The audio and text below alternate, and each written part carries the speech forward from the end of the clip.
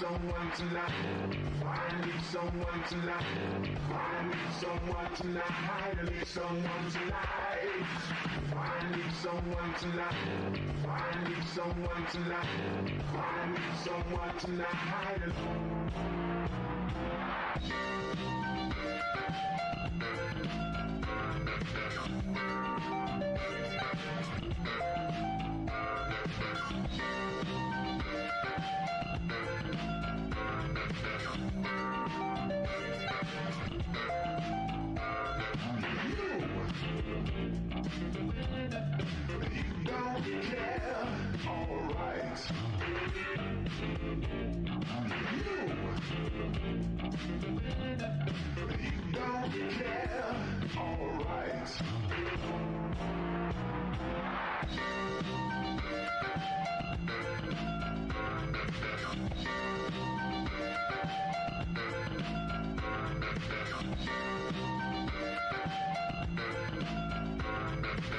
Hello, I'm Conrad Bain.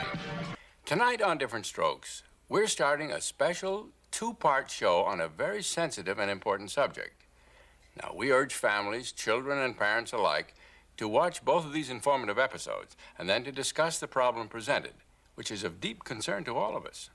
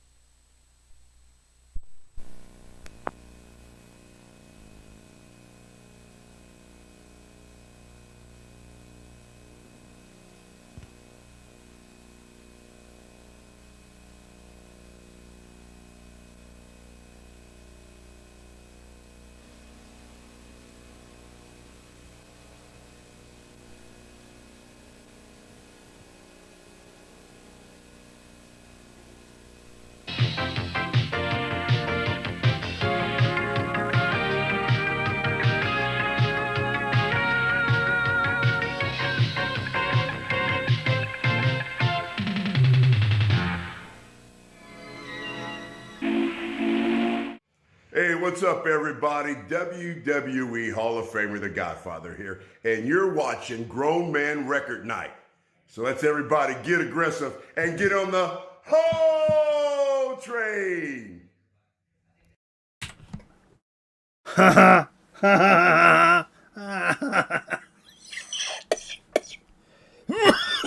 You all right? Good. I can give you the Heimlich. Ladies and gentlemen, I implore you, welcome to Grown Man Record Night. Big time business over here in the studio tonight. Big time. I'm lightheaded and shit. The biggest. Jesus Christ. Yeah, have a big time tonight. Hope everybody's doing well. What time is it? 12:06. It's your birthday. No, it's my birthday. It's Steve's birthday. What the F? What the F? Oh, yeah. Actually, I think I was born at 2 p.m., but we're going to go ahead and celebrate. And on your birthday, to celebrate, it's snowing. You talk like Jay, apparently, for your not, mic level. I am not mumbling. Bullshit. I'm just telling you. All right, then. No, I'll turn it up. I'll turn it up and I'll talk quiet. I'll sit up if you want me to. It's all right. It's all right. Disco Volante, yay or nay? Love Disco Volante. The Raging Wrath of the what's it called? The not Raging Wrath of the Easter Bunny. Yeah, that's on Disco Volante. Is it not? No, you're asking the wrong guy. No. Desert Search for Techno Allah. That's what I meant to say. Desert Search for Techno Allah. That's my jam. Oh, Noisy Beast. Thank you for being a friend of the program. Thank you, my man. Yeah. We about to get this bitch going. We got some cool stuff. I got a little dig of the week action. Got a little so to speak action. Steve's birthday. Got a couple of gifts coming in the mail for Steve. We're gonna talk some current events. We're gonna get serious for a couple of seconds. Yeah, I had a big day. What'd you do? Well, we won't get. I mean, don't. We can get into that. We don't even watch the Open. Nah. You're pre-Open talking right now. Okay. I should have did a birthday joke, but instead, listen to this. If you notice, I actually did a little video this week. I did Procat's video. Yeah. And I was actually wearing the same hat shirt combination. I wouldn't normally do that. I'm very cognizant of wardrobe back-to-back videos. Right. I don't like to. But this is exactly what I was wearing in that because I didn't spill nothing on it. Right. That was Wednesday. This is Friday. So I'm like, fuck, dude, for a t-shirt? No reason not to wear it again. 2 days? We're good. We're totally good. Plus, I kind of felt like, I've been wearing the Bucks thing, and then they failed last week. So the Bucks jersey's gone for a little bit, which has me looking forward to baseball season. More than ever, honestly. And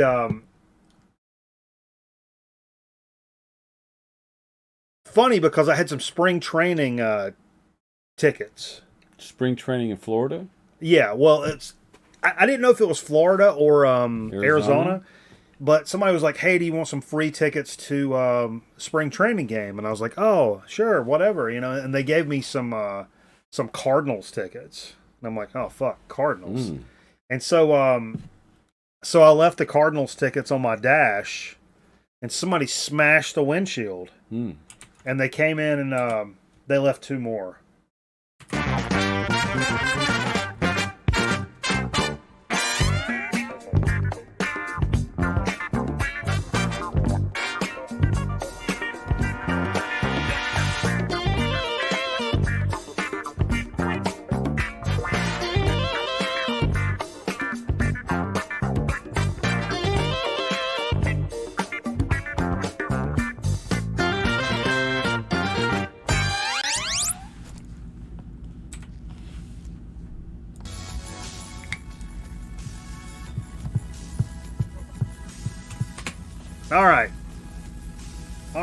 All right. Everybody calm down. All right.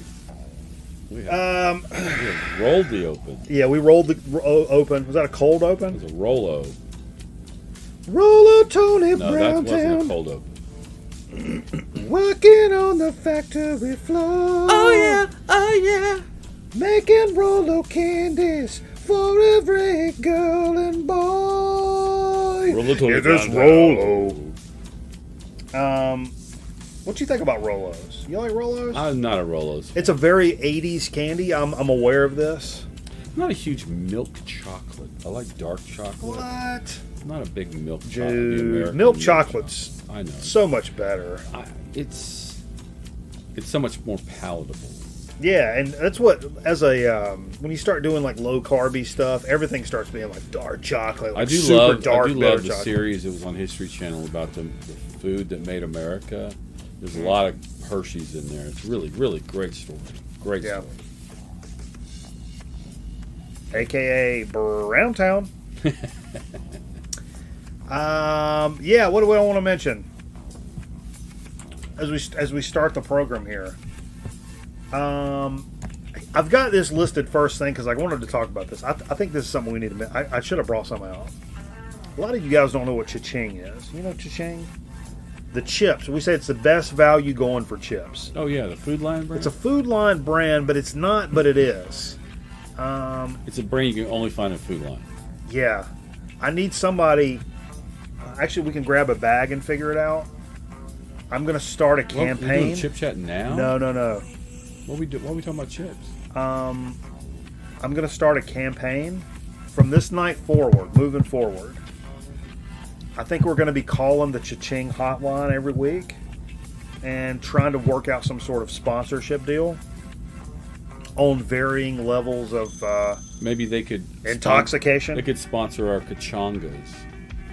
I mean, I'm not even really By looking. Cha-Ching. Kachanga by Cha-Ching. Imagine a nice Sponsored by Cha-Ching. Imagine a nice yellow hat like what I'm wearing right now, but with a nice big fat Cha-Ching logo on it. Dude. It got a pig on it? It does. Like a piggy bank? It's got a little piggy bank on it. Yeah.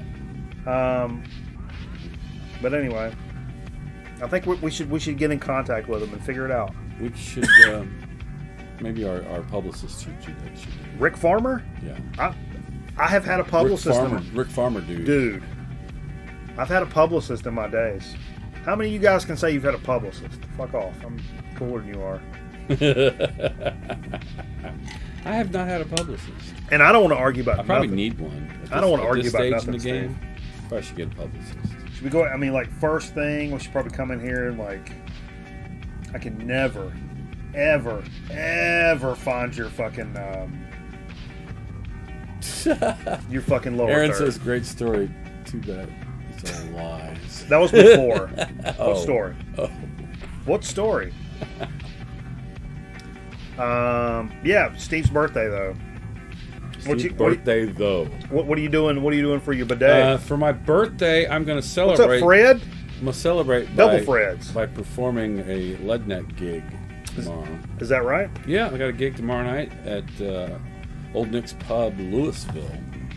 Should be a lot of fun. I mean, I'm toting it as like a fucking party because it's my fucking birthday. What's the COVID precautions like at Old Nick's Pub in Louisville? There are none. Gotcha. Got it. Got it. There are none. Yeah. Yeah, you walk to most Happy 103rd birthday. even clubs that are like, you know, you knew it was coming. Most clubs that are like, yeah, we require you to have a mask to get in. You walk through the door if you had a mask on. By the time you get in through the door, everybody's mask is off. Yeah. Fuck, I remember. I tried to do this on Wednesday, but I failed. See at the bottom of this graphic, I was going to change this out to be the new slogan. Boogie with the best. Boom. I gotta switch that you out. need to fix that. Yeah, I gotta switch it. I've switched it. It's pretty lame. I've switched this. I've switched it on my phone. But anyway. So yeah, I got a gig tomorrow night. And I had a big day today. We can talk about that a little later. I think when we talk about new releases, I think it's tied in with that. Okay, fair enough. Fair enough. We do have some stuff coming. We had some stuff come in for your birthday. Well, that's cool. So It's really the only reason I'm here. Let's get into some hot stove conversation. Hot stove? We're talking sports? No. Right off the rip. Hot stove! Right off the rip. Okay. It's the hot. Well, I mean, we try to take on all the hot topics in the music industry here, Steve. Hot topics. Hot topics. Diarrhea pockets. Are you familiar with the whole shit going on with Neil Young and Spotify? I know Neil is not a fan of Joe Rogan. Joe Rogan's big on Spotify. He said, Sure. I can't be on here with him, and so either he left or they decided to go with Joe or whatever. Because when it first came out, I was like, Neil Young was like livid, right? Like that this was like a thing and whatever, and basically saying yank my shit off. We can't both be on the same network. And then it kind of, I think his publicist kind of calmed him down, and they tried to work it out. And then it come to find out they just couldn't work it out or whatever. Have others followed his lead? Not that I'm aware of. Not yet. I don't think so. Not But interesting way of going about that. But I will say, and we're not going to talk politics. This is not a red versus blue situation. I find it interesting, just from a grown man's standpoint, because we honestly, Steve and I both have signed things that say we can't publicly discuss politics. Right. So that's certainly that's out. Yeah. So whether you believe in whatever is whatever. But I did find it interesting that because what is Neil Young now? He's got to be about your age, Steve. What, 78? No, he's older than me. Wait, whoa. He's old as fuck though. He's like almost 80. He's got to be. He's close. And let's see, how old is Paul McCartney? I always base everything on Paul McCartney. Paul's and obviously something that he felt very strongly about, right, wrong, or otherwise. But that's his shit, you know. He was like, nope, fuck that, nope. And if you're rich as shit, you've sold all these records, and you come out, you're like, you know what? I don't want to play ball with this. I'm gonna put him at like 73. Okay. But I was like, God bless him. You don't want your shit associated. You know, if you're a young cat, like you just made it, you released your first record, you're working on your second, and you're like, oh, pull my music off Spotify. Neil Young you know what? Neil Young is 76. 76. I mean, if you're a young cat, that may be a really bonerhead move to pull. But as an old ass man, when you're done with your life, you're kind of cruising it down, you're winding it down.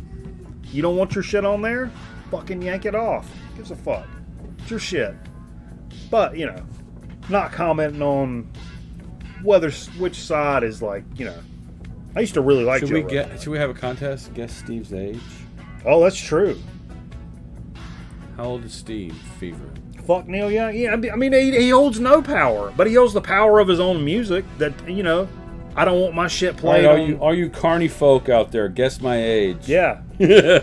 He holds the power of an AARP card. That's funny.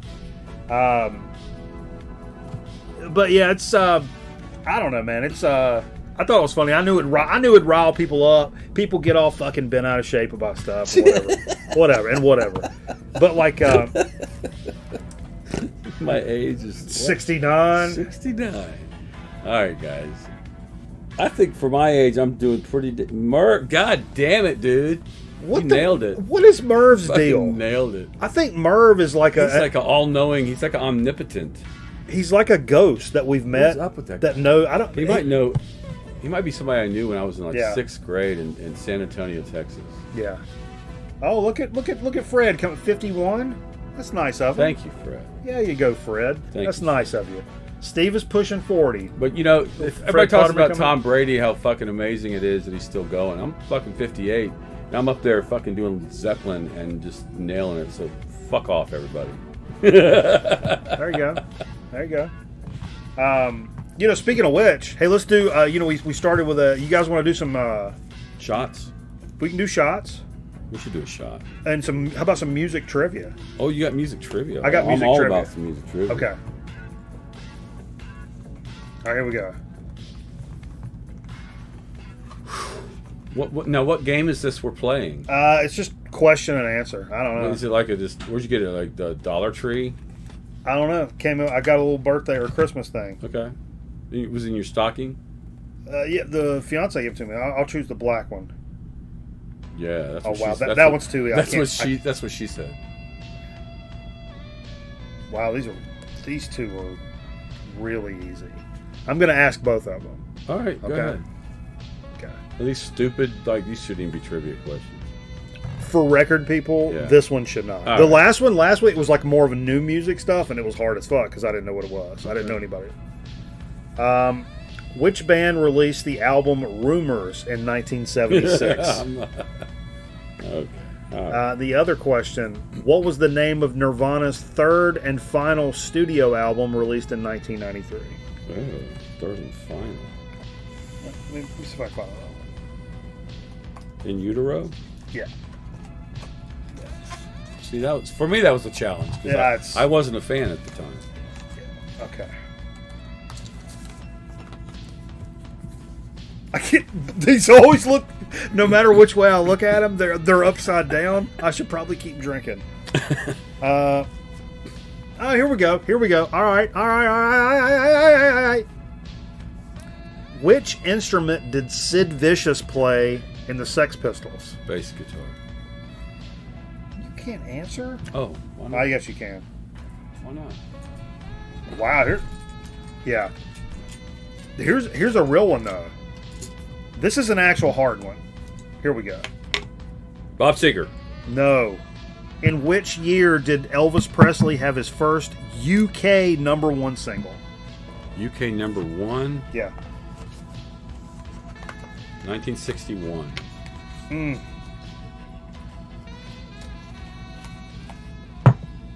Oh, we doing tequilas? Yeah, man. Got you a lime too. Nice. Nobody's got it yet. That makes me feel better.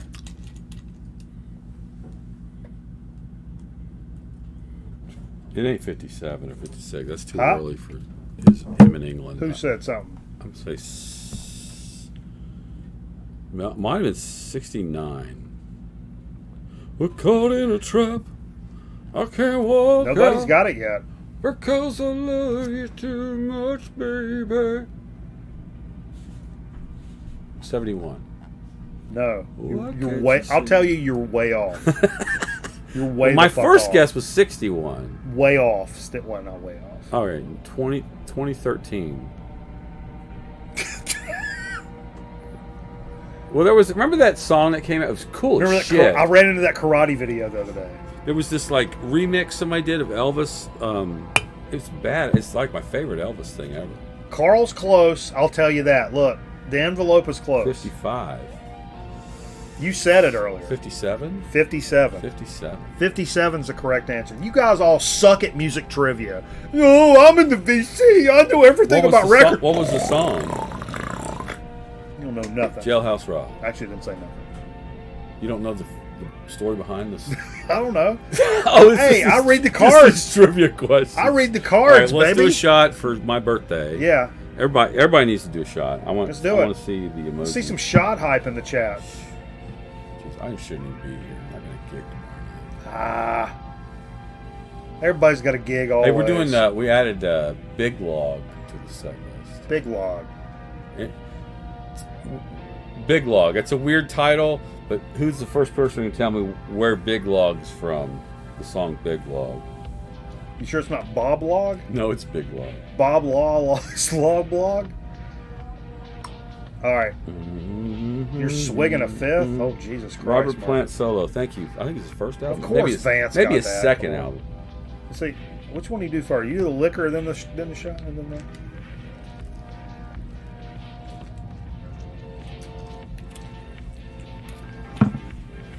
My love is in league with the freeway. Cheers, everybody. Passion will rise and the cities fly by. Oh, Lord, that was good. We're drinking some Añejo tequila, Lunazol tequila. That's good business, man. A little burn in my upper lip where all that nicotine pouches have been for the past 6 months. I'm drinking vodka and ginger ale.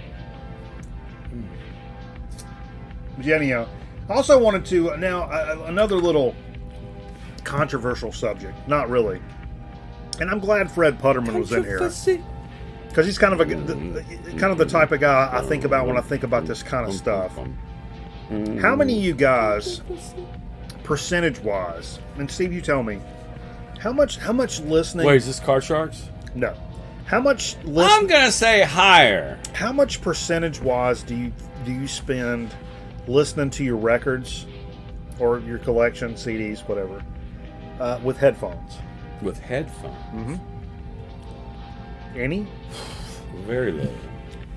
Probably me too. And it's Very low. it's one of my I like my studio speakers though. it's one of my preferred ways. But also, to be fair, I do very little like solo I will say this. reflective listening by myself, kind of I thing. can't give you an honest opinion right now because right now I've got a problem with. I've got a JBL like an amp, distribution amp for my speakers, and right now one of the channels, the you know those stupid, they're spring-loaded yeah. speaker holders. Those fucking things. Like one of them shat the bed on me. So I've lost a whole side channel of my studio speakers. So I am listening to everything on headphones right now. Oh, right now? That's not a fair. That's Well, not a fair. Right assessment. now, I'm seeing a lot of nevers, Right. like literally never. And for me, it's very little. I do have nice headphones. Mostly because when I listen to I do a lot of I stream music a lot when I'm away from home. Like whether it's in the car, on my phone, or sitting up in the edit suite at work. Like I'm streaming YouTube and Spotify and stuff like that. That's when And I don't do things that I already own usually, unless I just got an earworm in my head I got to hear. I'm usually trying to discover and look up new things and, expand my knowledge of whatever genre I'm like super into at the time. Right. But I will say that, the times I've been like, and I've always said that's what will turn somebody into a vinyl person, which kind of sounds cringy nowadays to say, but like the first time I put like, I remember the record was Dave Brubeck's Take 5. Mm-hmm. Headphones. Yep,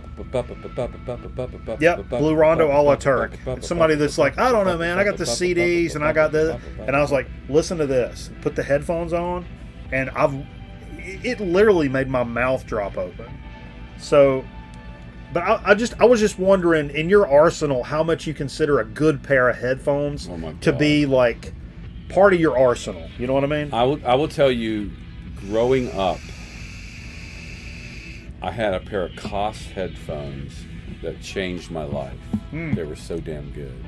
Yeah, that's that's kind of. I used to listen back then when I was growing up because your parents in the house, what you want to listen to it loud. I listened to everything on my headphones. Like I had my headphones on all the fucking time. Well, and there's a lot of people, especially you hear stories in the I wasn't a lot. There were like stories in the 70s. You go out, you fucking smoke joints with your friends. You come back, you put your headphones on, and your headphones bedroom. Are these fucking big cans. Anyway, the cans. The reason I'm leading into this is this shit is coming out right here, and it was interesting. How do you say this brand name? I. It's AI. I. Released a new pair of wireless headphones called the TMA2 Studio Wireless, designed to offer freedom of movement while creating music or listening to records. TMA2 Studio Wireless and incorporate a new blah blah blah blah blah, low latency, lossless audio. So this is like a legit. Are you good? I'm doing better. Okay. All right. I'm better now. Thanks. Boasting 80 hours of playback, because keep in mind they're wireless. Also features a signature diaphragm speaker and its modular design. But it's supposed to sound really good, to be wireless as well. And it plugs into like this shit to like charge them up and whatever. They're going to retail for like £300, so you convert that to whatever currency is applicable to you. But I thought they were it was a kind of an interesting and dope product placement. Turn the music down just a little bit. The music down? I think so. Okay. I'm sorry. All right. What's up, Sean?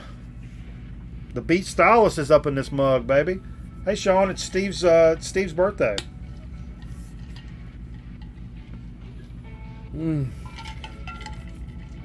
But yeah, it's I think that gets kind of passed over a lot in terms of like part of your setup is a nice quality pair of headphones and how much of a difference that can make. But for me, man, we're always like vibing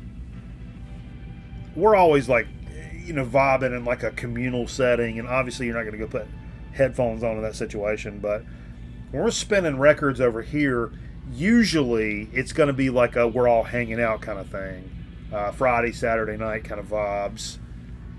During the week, I do some of that, but like not to where I'm like sitting in a chair by myself with like headphones on, like rubbing my nips and whatnot. That's not really my bag. Yeah, you never know. Favorite patent project? Wow. I mean, honestly, probably overall would be Mr. Bungle because it changed my life. But I don't. I'm going to say the Battle of the Bulge myself. None of them I really dislike, but overall, because I mean, Mr. Bungle was like freshman year of college. Honestly, just first started like experimenting with a little bit of like and whistling. You were a whistling. You were a whistler. Yeah, and went into this dude's room, and he's we sat down and did a little, and then like, hey, you ever heard this? And I'm like, oh, it's the guy from Faith No More. And they put the record in. It was like as soon as the first riff of the first Mr. Bungle record, I was like, that's funny. That reminds me of when I was first turned on to King Crimson. Mm-hmm. It was like we had dropped acid. Oh, and whoa. we were actually me and a friend of mine were actually trying to get Peter Buck to come back with us over to my friend's place to just have a jam session. But Peter was so far gone. But who was going to drive the carriage over there? Well, so anyway, sometime in the middle of the night, he's like, I don't know if you ever heard this before, and he puts on Discipline. Discipline is the first King Crimson album I ever heard. And Discipline blew my mind. It freaking blew my mind.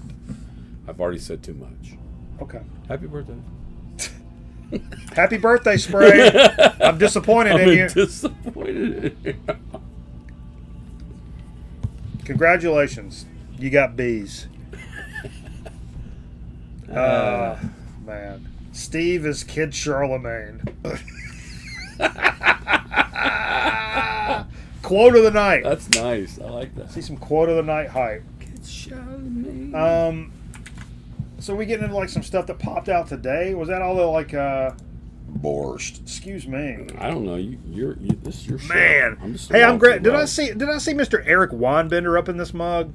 Probably. Because I thought about this. I thought about him when I saw this brand new album that came out today. You know, I'm a big stoner doom psychedelic kind of fan. But this is one of those bands in that genre that really transcends all of that and just gets down to like, if you like Hendrix and like jammy shit like that, you would love this band. If you've never listened to them, but they had a new album released today. It's the band Earthless. Man, have you ever listened to Earthless, Steve? No. Oh, you would love Earthless. Traditionally an instrumental band. Like jammy, psychedelic, with some kind of stoner vibes to it. They been around for a long time, done a lot of incredible stuff. This is kind of their description for this new album that dropped today. There's an ancient Japanese legend, which I hate it when people do this with a fucking album, by the way. These like comic book lead-in descriptions that go on their fucking Bandcamp pages. That's become one of my little like pet peeves. Like, don't write me a fucking novel. Tell me, is it heavy metal? Is it stoner? Is it a punk rock record? Don't paint up such a fucking picture. Anyway, I'm sorry. There's an ancient Japanese legend in which a horde of demons, ghosts, and other terrifying ghouls descend upon villages once a year, known as Haikiyaguya, or the night parade of 100 demons. 100. Jesus Christ, I'm not reading this. Anyway, this Earthless record. Stop talking. This Earthless nice record. Look at the etching. Yeah, there's one of the sides has an etching on it. Beautiful. This is a return to their instrumental vibes. So if you're a fan of that early Earthless stuff where it's straight instrumental, this is kind of a return to that. I didn't get a chance to sample a lot of it, but it sounded really, really good, man. Really good. Yeah. So I would definitely check this out. If you're just a fan of rock and roll in general, you've never heard of what was Earthless. the band you weren't too impressed last week? We talked about you weren't too impressed with the new release. Was it Monolord? No, I got the Monolord. That's good. No, there was something. There was like, yeah, it wasn't Yob. What the fuck was it? I don't know. All right, never mind. Dude. Ignore what I just Motherfucker asking me questions about last week's show? Yeah, good luck. Also, getting some get off your phone, Steve vibes in the chat. Well, right I'm now. actually trying to converse with you motherfuckers, so whatever. But you're typing in the chat. I was trying to. Or you could just talk in the microphone. Oh well, I don't want to interrupt No. your beautiful prose you got going on. It wasn't me. Wasn't me. That's the fucking record company. You're filled with a spirit. Yeah, they're filled with a spirit. A couple of like little 80s metal reissues that came out. I really like these guys. Hallows Eve. I think the first one came out a few months ago. Like they reissued it. Reissued it. Death and Insanity, 86, and Monument in 88. This shit got reissued. These are good bands, man. In terms of like 80s metal kind of shit, I really like Hallows Eve. I should have picked up that first one. It's like self-titled, I think. It's got the guy with a hood on it. Not like a KKK hood. It's a black hood. We like black people. Did we say that before? I don't have to say that. You don't have to say that? No, I love black people. I kind of feel like you should say it. I love everyone. All right. But anyway. I appreciate the worth and dignity of every fucking human being on Earth. That's the most hippie bullshit I've ever heard, Steve. Thank you. I'm going to be honest with you. That's a Unitarian thing, by the way.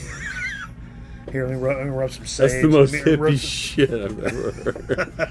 The worth, the internal worth and dignity. Do your thing. Say your thing, man. Say your thing. Internal worth and dignity, man.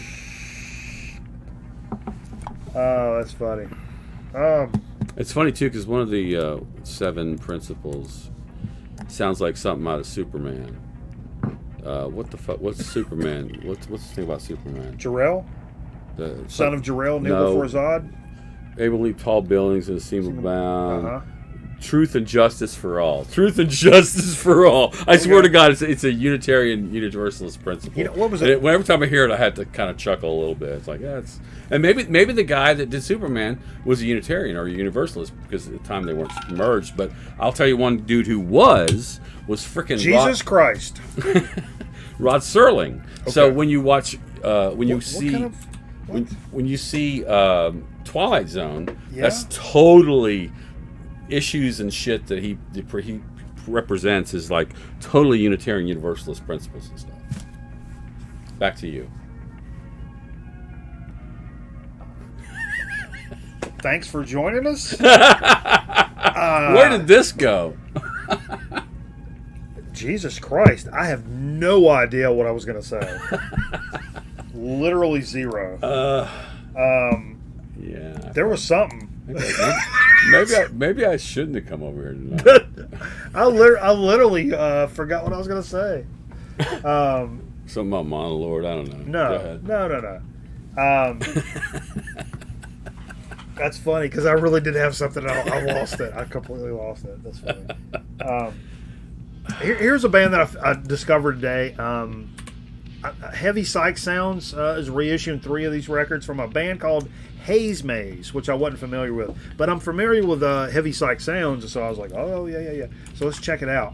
Check it out. There was another band I listened to, like, had a reissue from Heavy Psych, and I was like, nah, I don't like this. It was too much of that, like, 70s, like, worship, like, over the top. We wear bell bottoms, and we're in a band in 2022. Fuck off. Skip up to the roof and fuck right off.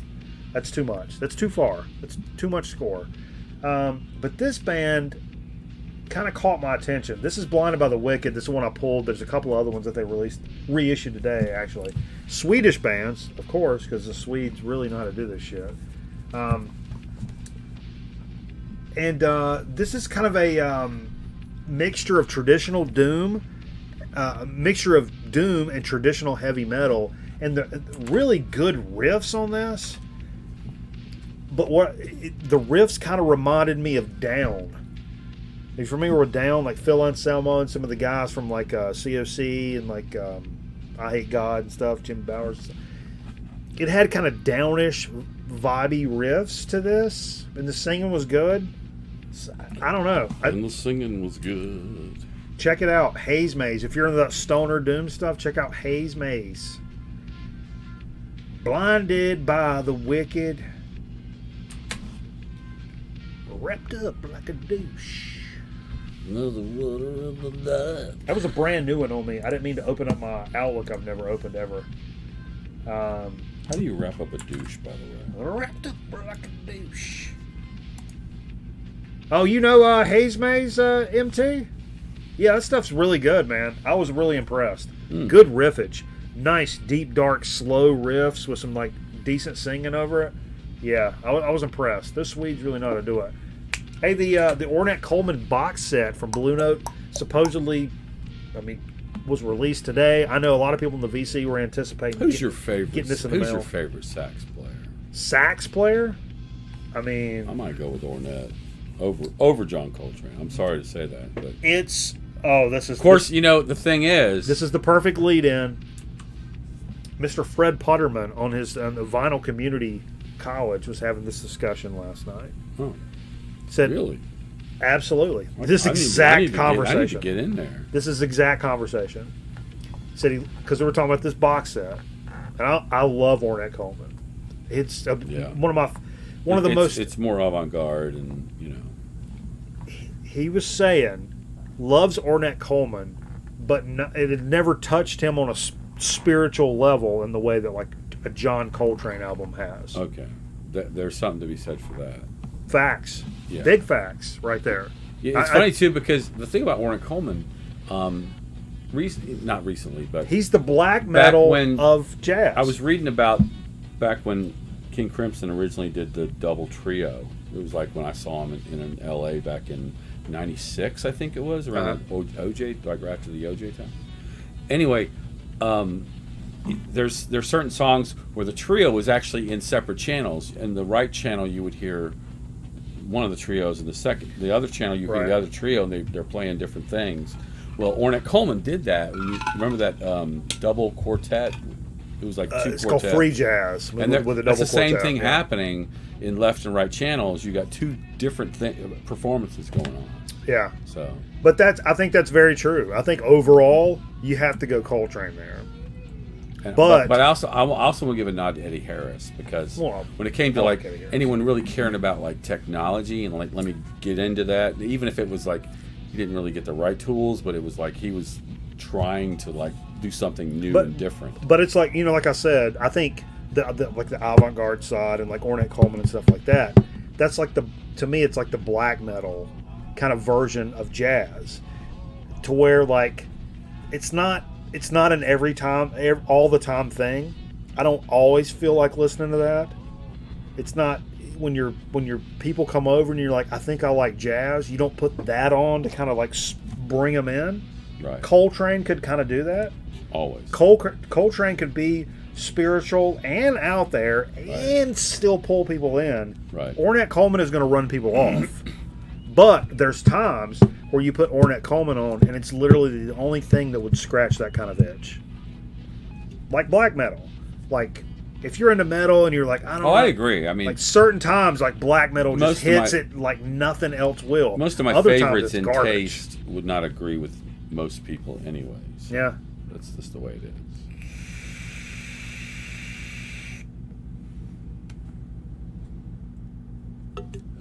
But yeah.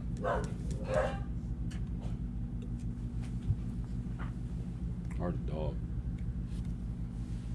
Anyway, I'll get off it. What were you on?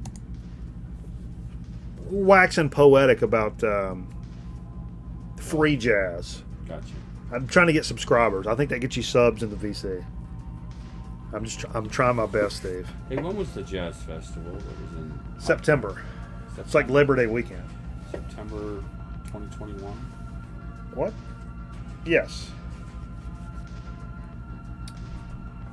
We're talking about Paul Desmond in the chat.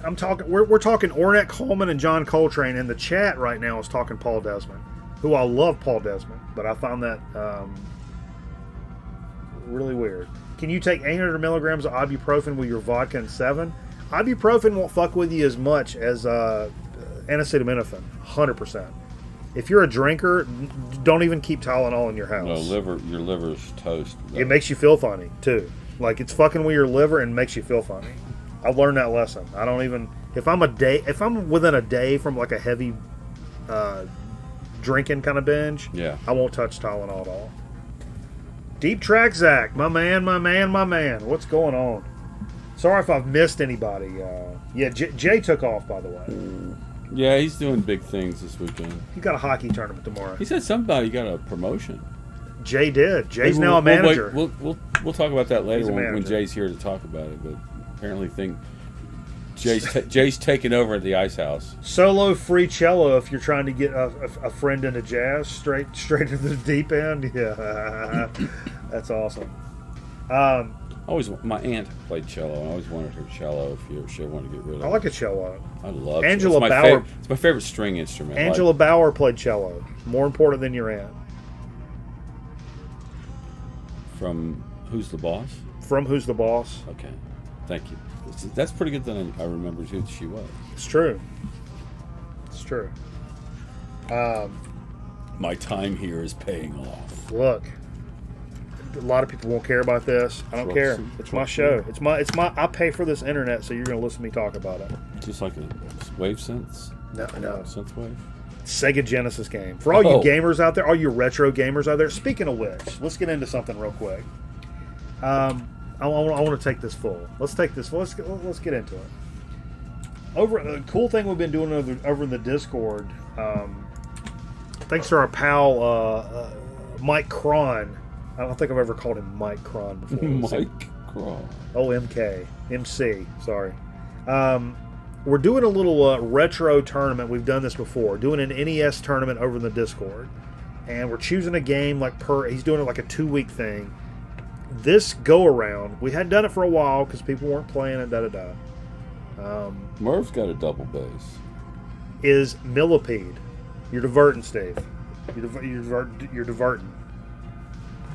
So this period's game is Millipede. So we've all been playing Millipede on the NES, trying to get a high score. We post in the Discord, and the winner gets a fucking angry HJ from Michael Cron. But anyway, it's been a lot of fun. Been really banging. I mean, I have to wear a wrist. Has it been fun? I hear you cussing a lot. I cuss a lot, and I have to wear a wrist brace because, boy, it carpals my tunnel. Look at that hole in my wrist. See that hole? Look at that. See that hole? Give me a hand with a hole here. Look at that. My whole finger goes in it. I've got some problems. That's a video game problem. Look at that channel right there. It's like the fucking English Channel. Anyway. The Grand Canyon. What you don't know about me, you can just about squeeze in the Grand fucking Canyon. Had a lot of fun doing this. I think we should amend this, and I'll talk to Cron about this. Jab spot junkie. I don't think we should be posting our scores until we're done. I think it deters people from playing. Anyway. All right, what are we doing? I'm going to cut some more limes if you're talking video games. Well, I'm talking a video game soundtrack because Sega Genesis, one of the most underrated gems ever, is a game called Truxton. It's one of the best shooters ever. And this is the OST you can pick up this week. I don't give a fuck if nobody cares about it. But if you like chiptune, retro, this is 16-bit Genesis style stuff. And if you like games, man, if you've never emulated or played Truxton on the Genesis, do yourself a fucking favor. Also, the soundtrack is dope. I just wanted to put that out there. It's great. Not limes. Everybody thinks you're cutting up lines, Dave. That's why we have to be precise about our language. You know, we mentioned this band last week, the UK Subs. This is like everything they've ever done in their whole life.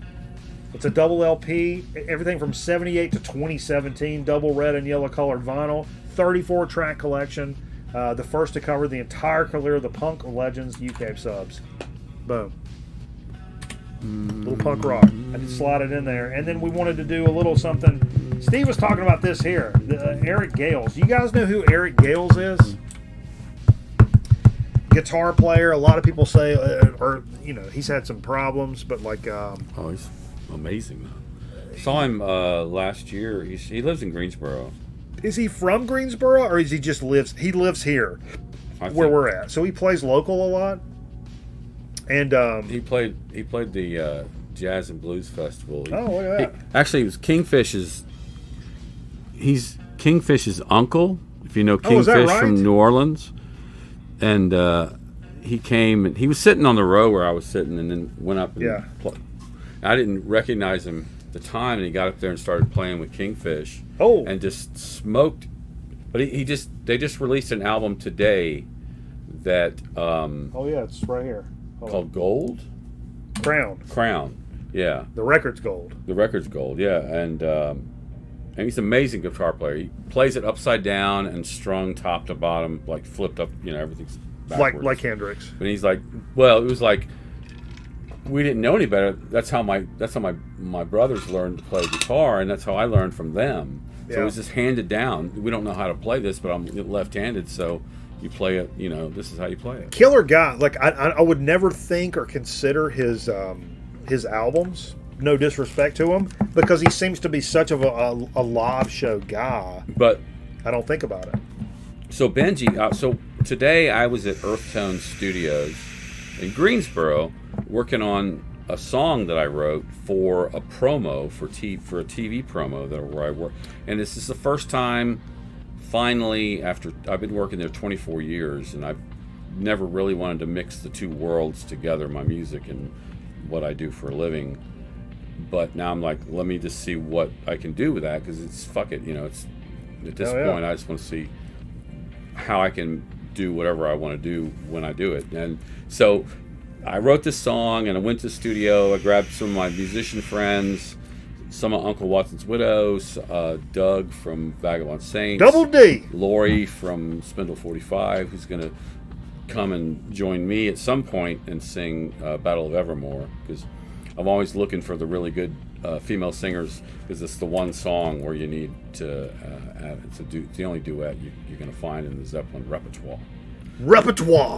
So anyway, I'm at Earth Tones, and Benji, actually, the guy who runs Earth Tones, I worked with today, he engineered a lot of the music that Eric Gales did on this album. Oh, really? Yeah. He said, who did it say produced this? Joe Bonamassa. It's produced by Joe Bonamassa. So him and Joe are really tight, and he's played with Joe a lot. What did Double D say about working with Joe? Did he actually work with Joe? It wasn't Double D. It was Benji. Oh, Benji. I'm sorry. Yeah. I don't know because I think they did a lot of stuff in Greensboro since Eric lives here. But the cool thing, he's like, Benji was saying, I think about, because it came out today, and I was thinking about when Eric, not the first time Eric came over, but when Eric came over one day, I said, I want to show you something. He was playing all these little clips on his phone of the stuff he's working on. That he was going to work on Joe's album, or this album that Joe was producing. And Benji was like, "Oh shit, this is badass." Yeah. So that's pretty cool. Yeah. To follow up, where were you when the Challenger exploded? It was the day before my birthday, and I was actually I had school that morning. I was at UGA. I walked back to my apartment between classes just to hang out or get something to eat or something like that, and I was watching it on TV. Here's a funny story. What? When I just said that, I was kind of being memey and stupid. Yeah. Had no idea that was literally a real thing. No, like today. That it actually happened? When it happened? Oh, yeah. Which is also... Fuck yeah. Also, that's the day my grandmother died, and I discovered her. On the day the Challenger exploded? Yeah, because I didn't go to school. Everybody was like, oh, we were watching it in school, then it blew up. And I was like, I went to school, but then they came back and got me because my grandmother died, and I'm the one that found her. Yeah. They were like, oh, just go on to school. And I'm like, yeah, but I'm pretty sure she's dead. And they were like, no, go on to school. And then they came and got me like an hour or two later and like, yeah, she's dead. And then I went home and everybody was like, oh, the shuttle blew up. Well, we saw it like at home or whatever. I literally had no idea when I said that. I was just kind of being stupid.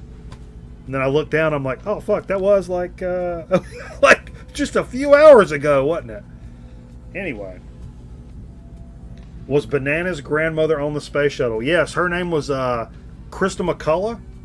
And her eyes were blue because one blew east and one blew west. Good night, everybody. You know, the funny thing about that was the whole time you were talking, I was trying to recall that joke about for the joke. Blue eyes, and I couldn't fucking get it right in my head. I won't make a Jesus. I just went for an elbow on the table and did this number. Right down. I won't make a Ron McNair number because Black History Month's coming right up. I know. I'm not making a. Also from here, or North Carolina A&T State. Well, we're off to a great start tonight, Steve. Let's get into a little bit of what we played. Good little stack of records now. Oh, sticky. A sticky little batch of records. I think I bent the corner of that one. Well, oh, what? Because this is down here. Underneath where the records are, I found this, like, what is this, a bit driver? That's down there somehow. So if any of these corners, these records are bent, it's because I found this down here. Let's slide that over. Boom, there we go. Left on the table from a little listening session with Jay the Curbis last Saturday night. Some funk records he picked up recently. This thing fucking slaps. Larry Graham and Graham Central Station. What's it? My radio sounds good to me. This thing is funky, man. This is absolutely incredible stuff. I don't know nothing about this. Jay left it over here. We played side 1 on Saturday, so I flipped it over for side 2, equally as funky. This is some fantastic stuff. Really enjoyed this. Yeah, literally slaps. This was also left on the table. It was a dig of the week from last week. I love it. I don't care what you think about me or my record collection. Bananarama. Oh. Synth Pop Vixens. Can I say that? Vixens. Love this. Terrific record. This is the one that's got Venus on it. Probably like, I like Cruel Summer's the jam, but this is a great record. I was glad to pick it up for just a few bucks.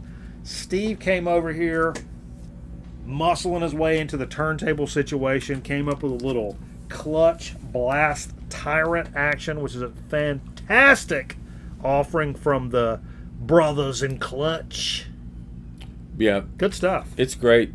And I think you only get like 3 or 4 songs aside because it's like 200-gram double album of an album. There's a lot of songs on there. Yeah. So it's. When's that from? Oh, shit. I don't know. It's 2006, maybe? I don't have this one. I know that. I know I don't have that one. I think that was R2-D2's penis. How many astronauts can you fit in an ashtray? What? Is the one that was going around Mouse School? I love it. I like it. I love it.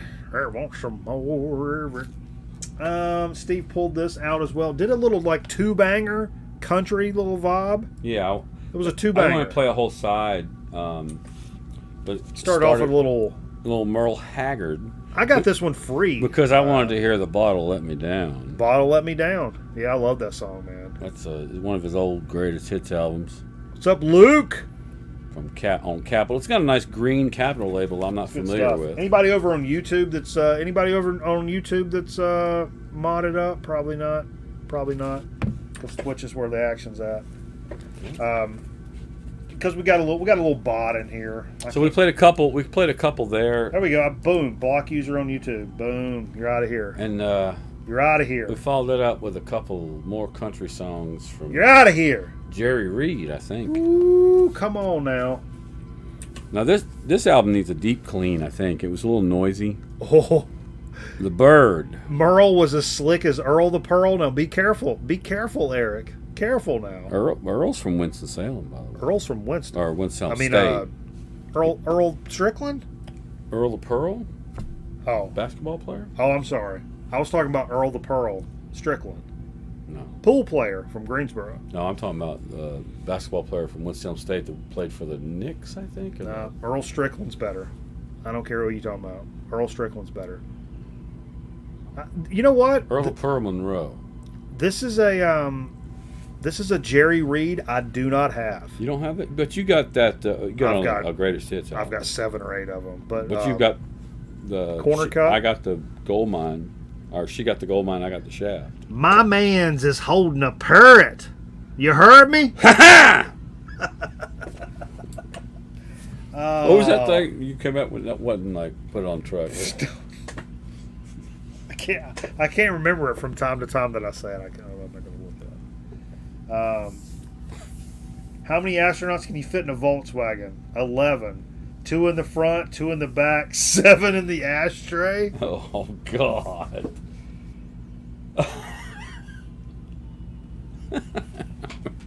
Good show.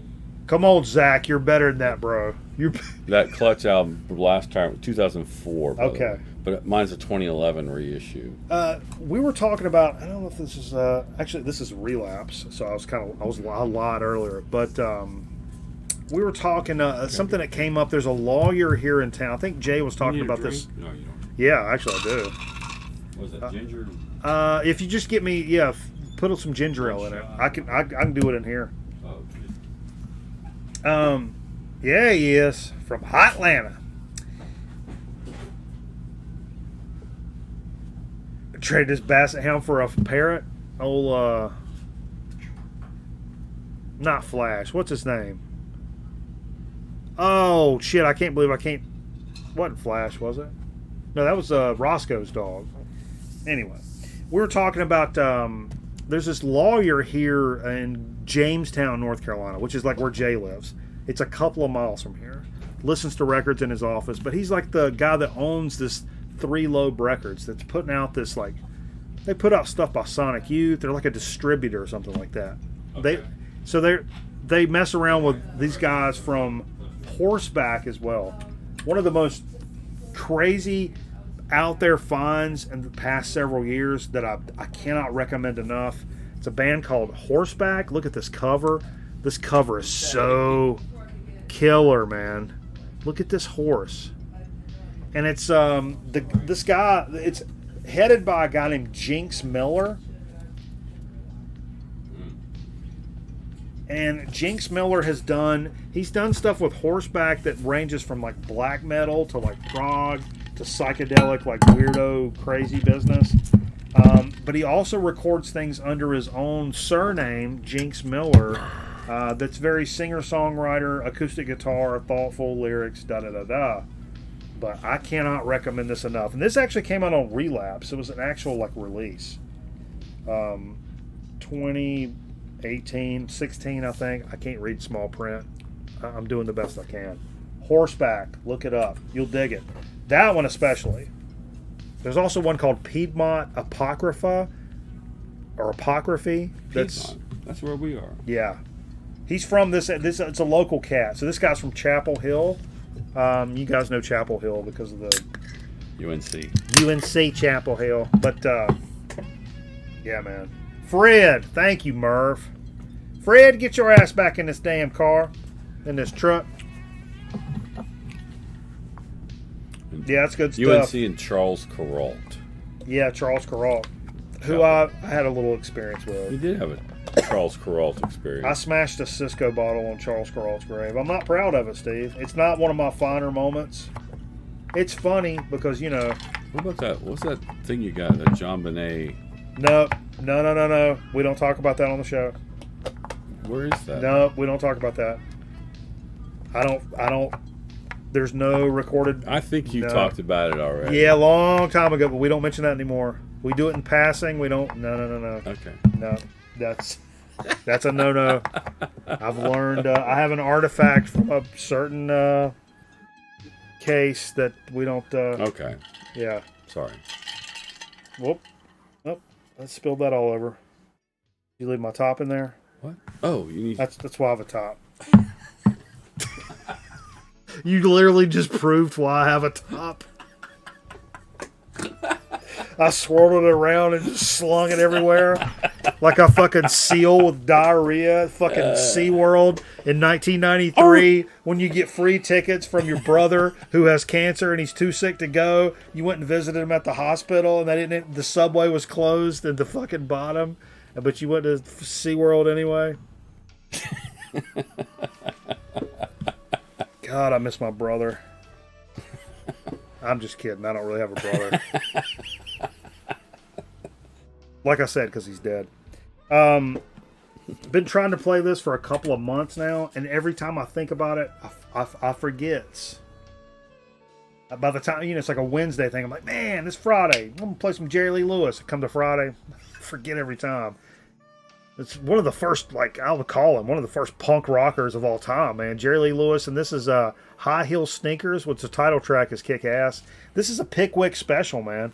A lot of it's live. But, a lot of live stuff. His live performances are great, though. Dude, I'll be on record. The one thing I will be on record to say, I fucking love Pickwick records, man.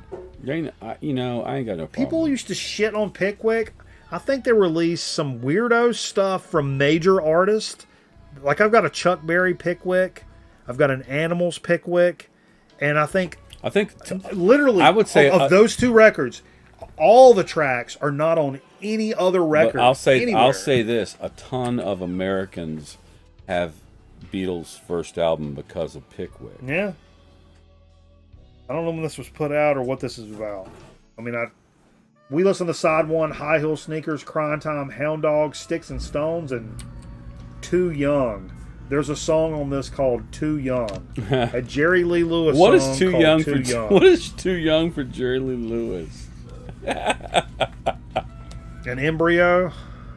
Yeah, pretty killer. Love that. I've been wanting to play that for a long time. This is a Steve record. Pretty killer from the Killer. Yeah, from the Killer. Oh, I pulled two. Pull two. Man down. A little Parliament jam that I don't own. Oh yeah, Up for the Downstroke. I think Jay. Don't you mean VJ record, Steve? Yeah, I do actually. Are you correcting Steve on his birthday, No, Vance? go ahead. I don't give a shit. I don't know what the fuck I'm talking about. But that Jay had when he first came, he wanted to hear that Larry Graham. We already played it, so I figured he wanted to hear some funk, so I put on this Parliament record that I brought. I need this one. This is I good. want to say it's like their third album, maybe. It's pretty early on. Maybe he kidnapped John, but no. What year was that? What's up, Jason Skills? You got to reissue that Parliament? I tell you, 70. This is a reissue. you know what I need? That's the reissue too. Yeah. Yeah. Oh yeah. I still need Maggot Brain, man. I think every And that's Parliament. Funkadelic or Parliament album that I own that's in its like a Westbound OG is in such bad shape because people had some badass parties with Parliament Funkadelic playing back then. It's a So vibe. it's hard to find really Yeah. clean copies of OG like Funkadelic albums. There's something I like about that too. That I do like Well, that. I know people just. Because I got a bunch of those at that place on over there that used to be where CBGB or yes, CFBGs. Yeah. I got a Yeah. bunch of those, but Me they're too. all in really just Mine are in dirty pretty ass good shape that I bought there, but I do love that about like good funk records because you know that like a lot of people were dancing, throwing they down, were dancing to throwing these down. records, they were fucking to these records, and probably a few fights popped off in some of these records. that's all fair game right there. Moving right along. Moving right along. Moving right along. Sorry, everybody. Metal West cashed in $1,000 and wanted to hear some John Carpenter. I didn't actually have the one he wanted. I think Steve has the one he wanted. Anthology. But I had the Lost theme, so I pulled this out. Man, Vibe City here. That is my favorite, though. It's so damn good. That's the best It's one. so damn good, man. Absolutely killer, man. They really hit on something. They're like, hey, Dad, I think you can really make an album of like movies that didn't exist. I didn't really get it, like because you have this one. I remember you bringing this over here, and we listened to it a bunch, and I loved it. But I always thought, I know it's called Lost Themes, but I never really got like, no, they're lost themes. Like, well, it's just they're not real soundtracks. They're not real. Yeah, but it's like stuff that he could have easily done for any movie franchise. Yeah, it sounds like it could have been. Yeah. Anything. I think it's basically him, like his son and Dave Davies' son, because he's like Double D. He's like the godfather of Dave Davies' son. They work together to collaborate with John Carpenter. That's confusing. To produce all the stuff that you've heard in the last like 6 years, probably. Can you guys hear the music at all? Now I'm weird. Steve made me turn it down, and I'm getting all weird about it. What? No screaming Lord Such? To test that the record is Superman, it's probably because it was whack or no one ever played it. Dude, I've said that before. Jason, the like soul collectors collecting 45s, like Northern Soul stuff, and there was a record on eBay that was like $1 million or whatever. But people in that scene was like, when a 45, oftentimes there's a hidden gem, but a lot of times, for the most part, if they only press 200 of a record, it's because it fucking sucked and nobody wanted it. That makes it rare and valuable now, but like the reason it's rare and valuable is because it's trash. OG Maggot Brand, that would be so sweet. Yeah, see, Deep Track Zach's got one. Really? For $5. Like, I would... $5? Wow. I would even shell out a little bit for a reissue nowadays. That's one of those ones. That's one I don't have. Maggot Brain is one of those things that I always assumed would pop up sooner or later used. Like a maybe not a first press or whatever, but like a 70s, 80s reissue, whatever, would pop up, and it really doesn't. So that's one of those. Do you have the graphic, the GMR Maggot Brain graphic? Oh, I do. Wait. It's called like Sean. Yeah, that's an OG Sean. It's an OG Sean graphic. We should put a little Double starburst, like a starburst. Look. Yeah, look at that. That's old school right there. That's like 2012 Record Night graphic from our man, the Beat Stylist, in the chat. Hell earlier. Yeah. You've sold a Bobby Sherman 45 for $1,000? No shit. Wow. Are you serious? Wow, that is crazy. That's so funny. Wow, you guys ever seen this? Jesus Christ, this thing weighs 8 pounds. Yeah. This is that deluxe reissue. Let me shut that door, Steve. Yeah. This weighs like 90. Catch this, Steve. Here you go, on your birthday. Up, around the horn. Hey, your birthday. Nope. But there's a live. So their first album, they're not going to have a bunch of the like outtakes because basically they played their set. Right. So the bonus material is a double album of the Olympia concert they played. Was it '69 in France? It's a great concert. It's some great shit. How many different versions of this do you own? Of this album, I think I just have. I don't know if I have the just the actual album. I've got it, but mine's. I don't know what my press is, but it's beat up. Yeah, I'll go on record right now. But my wife. This is my wife's favorite Zeppelin album. Me too. And Numero Uno is my favorite. I love it as well. I mean, it's great. I mean, but it's basically it's the rawest. It's the rawest, but it's mostly covers. Because they were just kind of just stepping out. I didn't know that when I first heard it. No, of course not. But no one has taken a song and turned it into something that is totally different than Led Zeppelin. And I'll say that the live, this is the first time I at least remember hearing the live portion of that release. Fantastic. Yeah. And I'll be honest, a lot of the live Zeppelin stuff, I've always said this. Jimmy Page was one of the most spot-on and sloppiest guitar players at the same time ever. The verses were like, and then the solo comes in, and he's like, and that's the perfect. thing. That's the thing. And the guy that plays with us, his name's Chris Williamson. He has, for some reason, C-Dub? He has the same. We call it tight but loose, and it's like it's tight but it's fucking loose, and it's like. You either know how to play it like that or you don't. I appreciate that. I have a lot of friends who are really good guitar players, and they've come to me and they said, "I can't do what Chris does. I'm technical and I can't do that." Oh yeah. There's something about adding that little nerve to it. One of my favorite, actually, it's my favorite guitar quote of all time.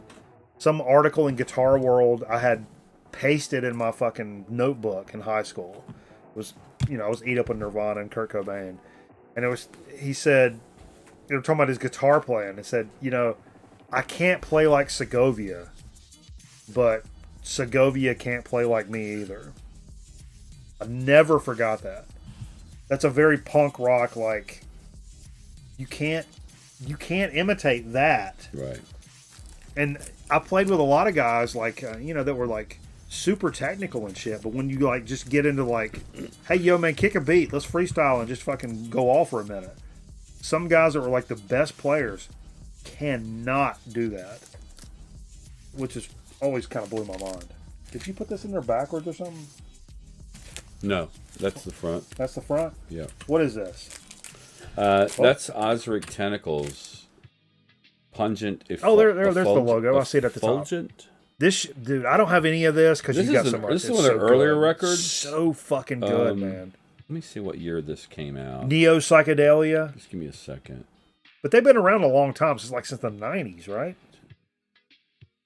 Yeah, this is like 1989. 89? It's their earliest that I have. They did a lot of shit Whoa. before this. They did a lot of stuff on tape before they actually made an album. That old, really? So they're like, I would say like late 80s, 87, 86, Dude, 87 is when they if you started. don't know Osric Tentacles, man. But such a great album, such a great shitballs. band. And if you're familiar with the, what's the concert they do every year? It's like... Live Aid. Well... No, we have the Woodstock, which we're terrible at like trying to do. They've done this. They've done this every Glastonbury, the Glastonbury Festival. We are See, the children. They've pulled this off every year, like nonstop, because they know what the fuck they're doing. And Osric Tentacles is a major player in that whole scene of the That's a band. Glastonbury. Previous to a few years ago, had no idea who they were, but they're incredible. Yeah, And a real late night vibe. For me, I discovered them through, it was either like a YouTube sidebar or that in addition to seeing that in a sidebar. And then I was going down to Atlanta and I stopped off at a music store that also had a coffee shop in, was it Greenville, South Carolina? Yeah, Greenville. I can't remember the name of it. I spent a month there one weekend. But they had this 12-inch Osric Tentacles, and I was like, Osric Tentacles. That I saw them in a sidebar of some other cool shit. I was, Yeah. So that's when I decided to. Loretta's asking, "Do you know the Merman?" The Merman. I've seen that name. I have seen that name, but I don't know. Oh, that's Windbender's area down there. Okay. He's a Greenville Yeah. guy. Oh yeah. Played a little. This was a dig of the week from last week, and I showcased it on the Prague Hat contest entry I did earlier this week, 1980 release. Really happy to have picked this up last week. Los Angeles X. This is an 83 repress. Sounds fantastic. I was kind of messed up last week. Already dinged the corner. This is why I don't buy nice things. I was pissed off about it. That actually kind of hurt my feelings. This is a pristine fucking copy, and I kind of dented the corner on it. You know? Nice. But, it is what it is. I think they would be happy with that. I've still not opened that 80s metal record that's sealed. I kept saying I'm gonna, because I want to do like a TikTok and like show me like popping it open and then cut to like playing it. I've not done that. Okay. That's on the schedule for this week.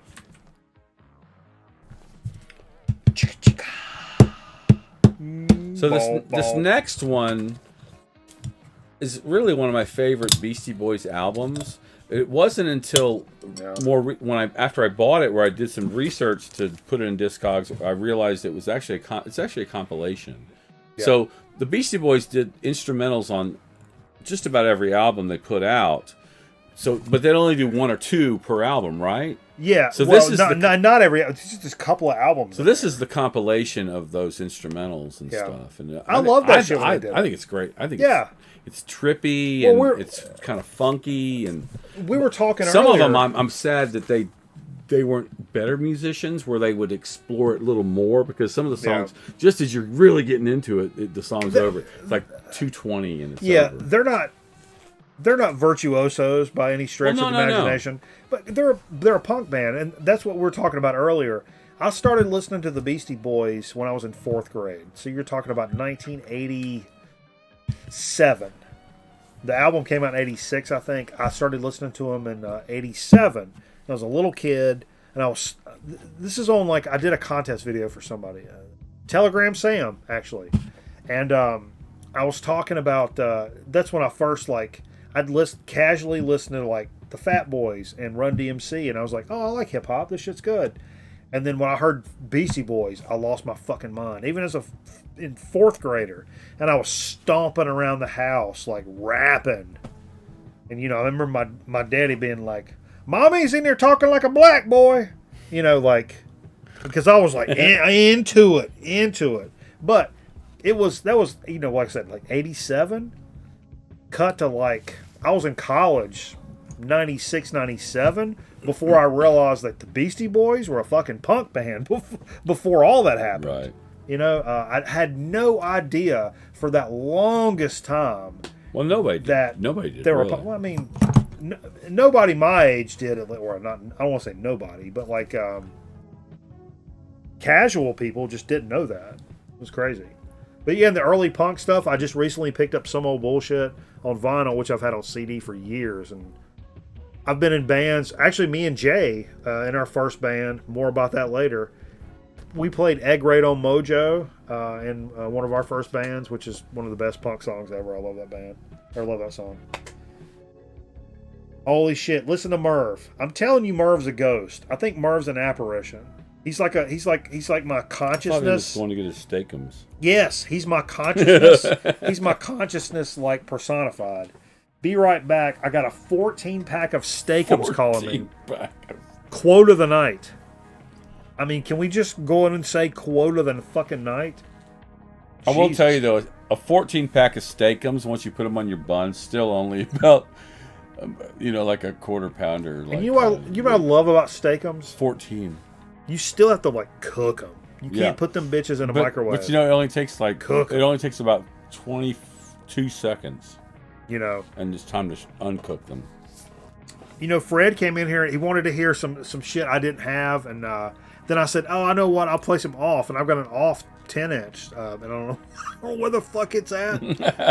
I started looking for it, and then I felt like an asshole, and I was like, "Well, I think Fred would dig this," so I pulled this out. I hope he did. Ohm's Advaitic Songs. It's a real vibey, heavy record. If you guys don't know Ohm, it's the bass player and singer from Sleep. Little 2-piece. Actually, there's some overlays and shit on this, but it's bass and drums only. It's a very spiritual, and they're very like weed heavy, but they like drone spiritual.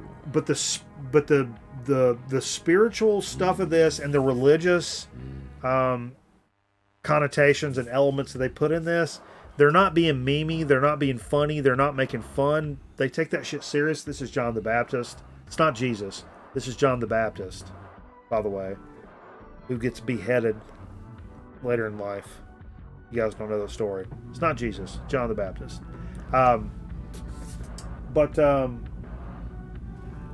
Fantastic stuff. Al Cicero is the singer, bass player.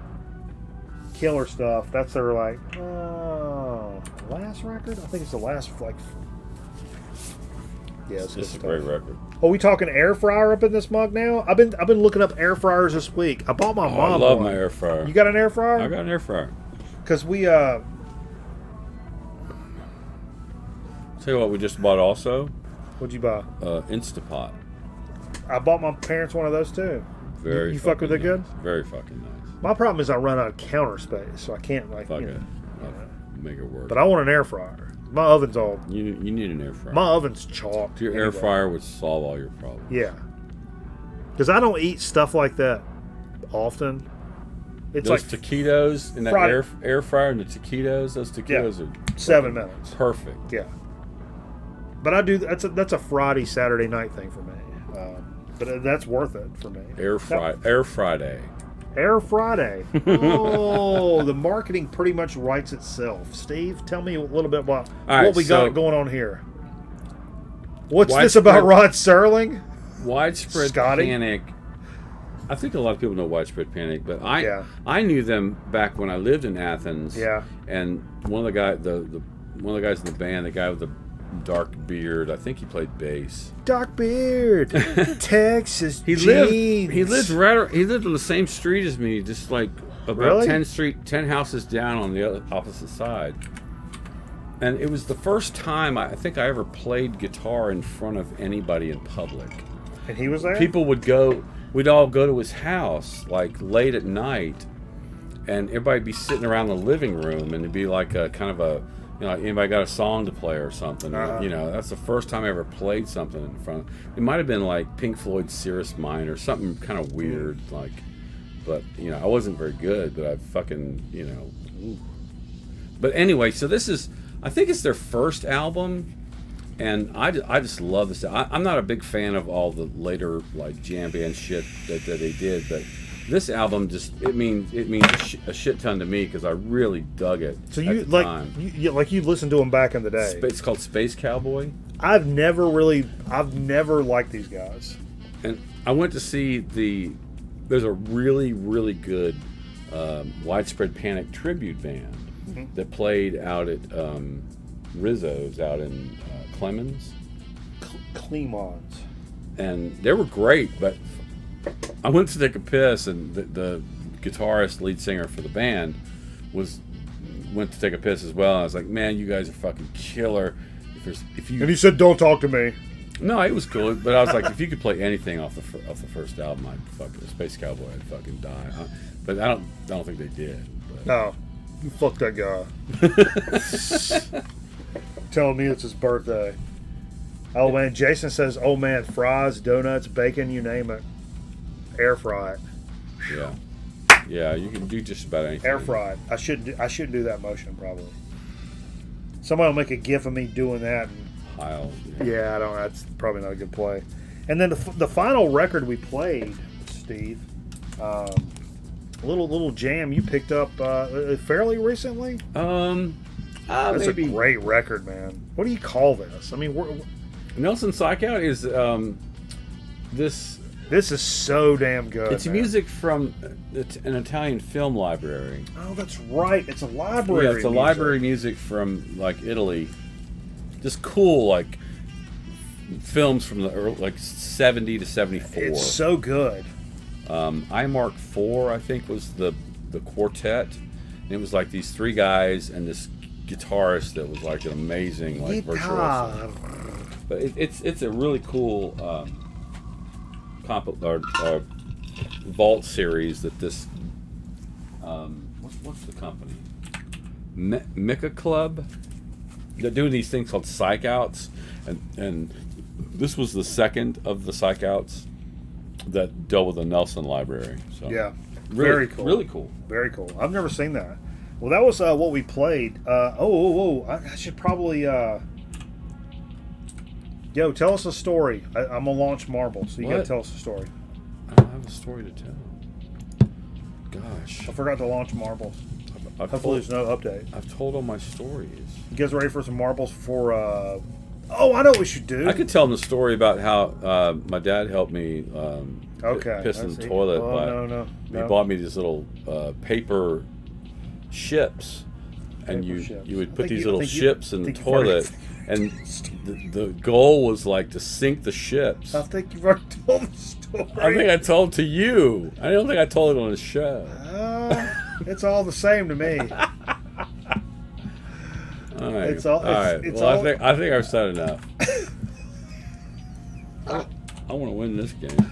Yeah, you guys get in here. Let's go. And we still we got some birthday presents for you, Steve. We're doing Twitch. We're doing Twitch tonight, right? Yeah. Let's do. Hang on, I'm gonna pull it up. Launch it up. Boom. Exclamation point. Vote, then the number of the track you would like to run, please, ladies and gentlemen. I think the music's too low. I'm bringing it up. Vote. A little bit. Exclamation point. Vote, then the number of the track. Somebody launch a command in there so you know what it looks like. Here we go. There's Zep Pearl. Exclamation point. Vote. 42. There's a 30, 34, 42. Ooh, double 42s. Okay. You can only vote once. Don't get banned. I mean, I'll get aggressive if I have to. Good stuff. I'm so excited. I got a dig of the week, man. I've been waiting for my whole fucking life tonight. I don't have any digs. On your birthday, you ain't got no digs? You know, I went there. I went over. Give you that, I did go to Hippo after I got done at Earthtone Studios today. What if I gave you this for your birthday? Dude, man, that would be some shit right there. I can't give you that. Oh. I can't give you that. I'll tell you what. You take a pick on the 45 drawer. We got a 45 drawer down here. Nope, there's nothing there. Okay. Or, hey, I know. Here's something. Let's knock them all off and cause a catastrophe. That goes in there. All right.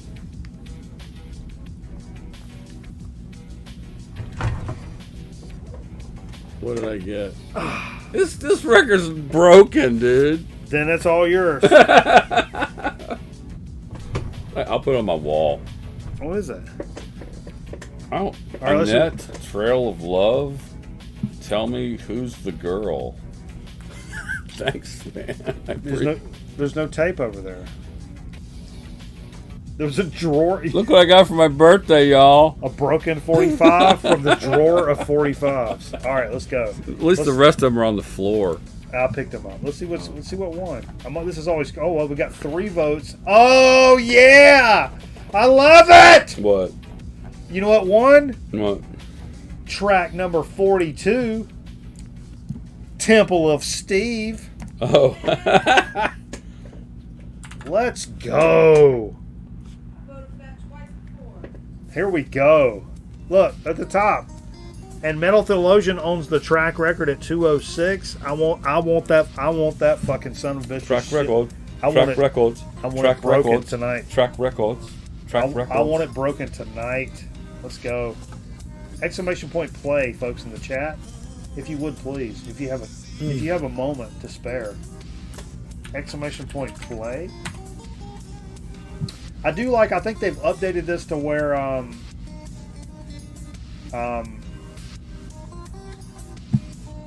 Temple of Steve. Yeah, that it will tell you the guy or gal's name if you're on YouTube. It doesn't just say restream bot in the bottom. It will actually tell you the name.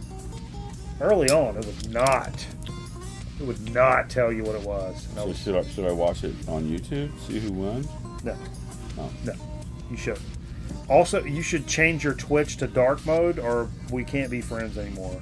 This light mode bullshit, I can't. How do I do that? Can't really fuck with that. I'm a boomer.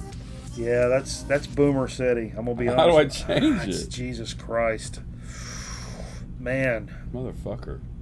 I feel my nipples going inside of themselves at the moment. How do I change it? I don't know. All right, it's enough time. 16, exclamation point play, last chance. 10, 9, 8, 7, 6, 5, 4, 3, come on. Exclamation point play. Everybody in. Is everybody in? Let's go, baby. I'm hitting start. You guys are great. I appreciate all you guys hanging around with us. It's a good little start. Did we get any snow? It was snowing. Is it snowing? Is there any...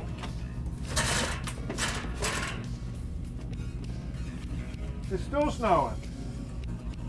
Ain't no accumulation. Sorry. Whoa, whoa, whoa. Deep track, Zach. Look at that. Oh, look at that avatar. Yeah. Whoa. Abacus coming in here, making head waves about stuff. The Wiz. I'm the Wiz. No, he's the Wiz, baby. Whoa. Big Bad Luke. One of them Georgia boys. We check them up and then we ride them high. I fixed it. Jockeying for position with the Zonk Man. I fixed it. Fixed what? Dark mode. Oh, there we go. Yeah, that looks like grown-up stuff. I got to go all the way out. Jason Skills up in this piece, making moves. I gotta from pee. the YouTube side of things. I gotta pee real bad. Well, go pee. I still think I can win. You can't pee from the can't win from the restroom. Oh, look, nice move right there.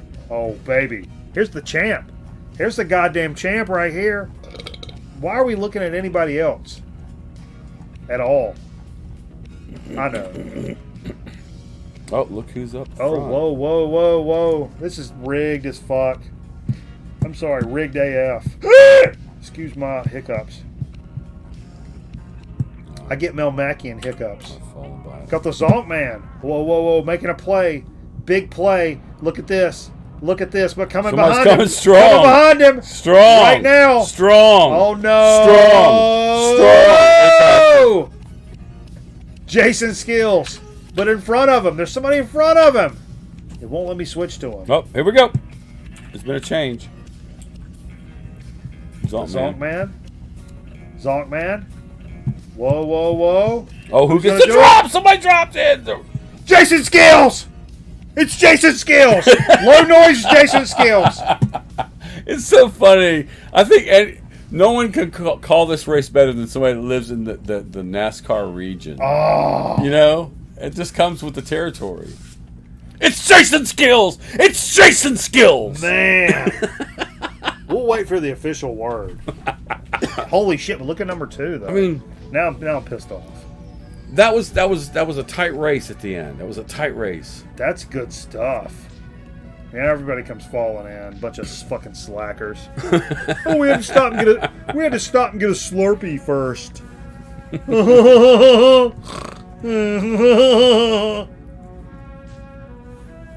Come on. I think the last one to finish should have to pay some sort of penalty. I mean, like monetarily. Holding everybody up. You got to send us $10 for wasting our motherfucking time. Let's see the final results. I'm pretty sure this is Jason Skills. It said Jason Skills. Congratulations. Let's see that time. 2:04. New record. Woo! New record. You beat Metal Theologian. Oh Lord. The Grown Man Record Night universe is going to turn itself on its fucking ear. You beat Metal Theologian. Yeah, he did. He was the only one in the race who beat him. Oh, God. But Record Night did come in second. Oh, God. Dude. Don't forget to point that out. You won, but if Metal Theologian blackballs your channel and you never get another subscriber, I can't help you, dude. I'm sorry. I'm sorry. And that would put you at first. He may happen. If he gets disqualified. He may get so mad that he just blackballs you. I don't know. He's done it before. It's tough sledding over there. That's good stuff, though. You win Steve's keys. Wait a minute. Steve's keys? What are you talking about? You win a turn at Steve's keys. All right.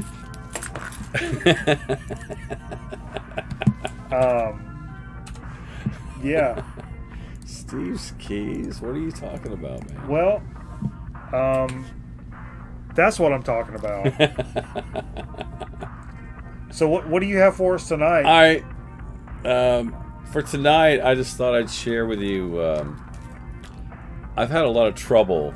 That right? At home. Well, I hate to hear that. Between the wife and me. So. Goddamn, I hate to hear that. Take Camera Kent.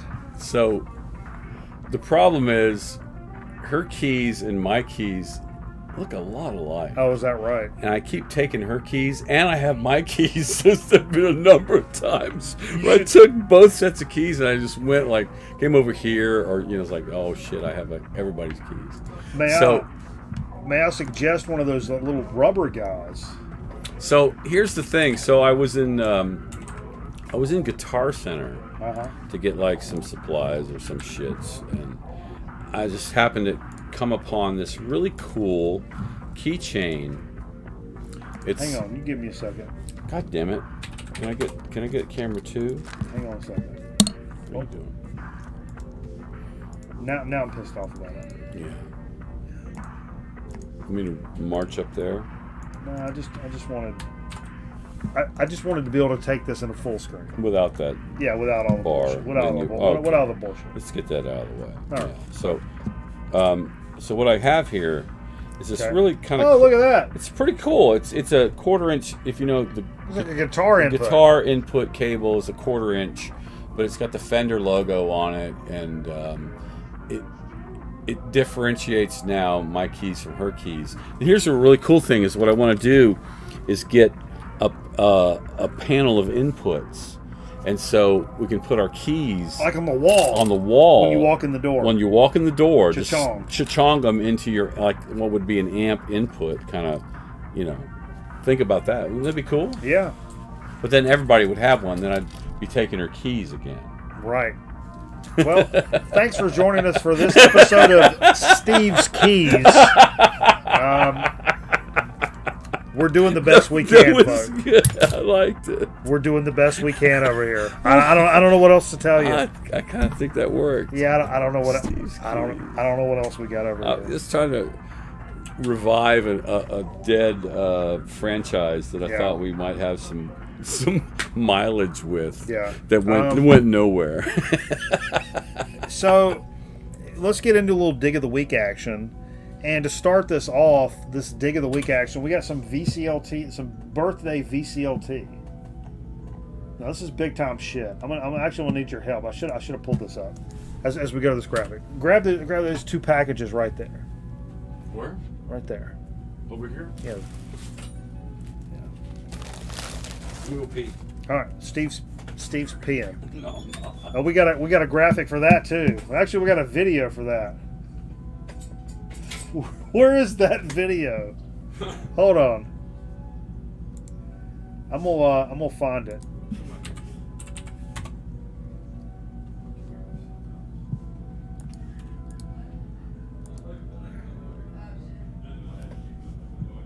Yeah.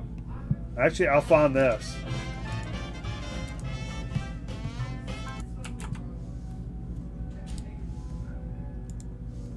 Okay, hold on. Steve's peeing. While he's peeing, we can look at this.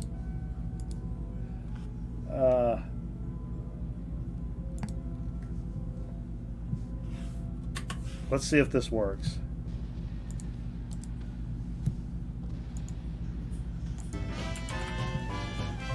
It's not working. Now it's making me mad. I'm getting all pissed off about it. I'll bring it in. We'll do a new one. Call it P. Boom.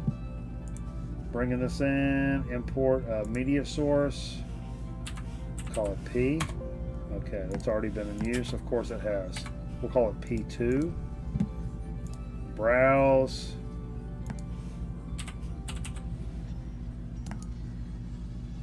Oh, don't do that. Boom. Here we go. See, you guys never give me credit for anything. But now we can do this.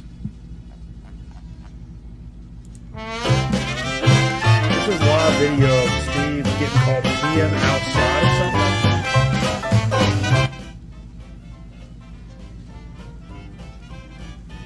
On security camera. This is a true story. Then he realizes that he's on P camera.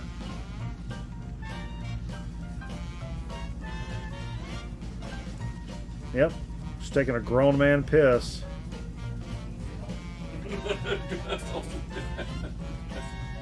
Then he realizes it. Oh, yeah. What are we doing?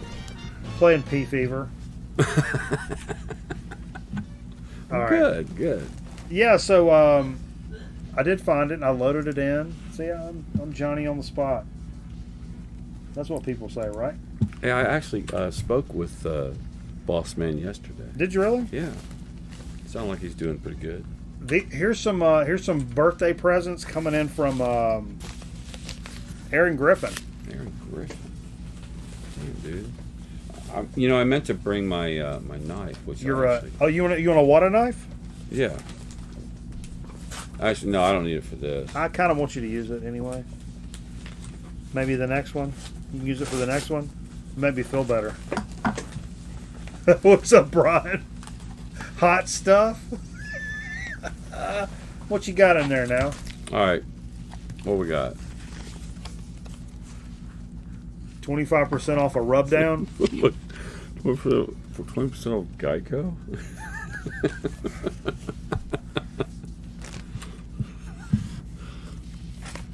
Nice. The Cubs koozie. Oh, whoa. Very nice. A double C? Or CK? And a $100 wine voucher. What the fuck is this? $100 wine voucher? Yeah.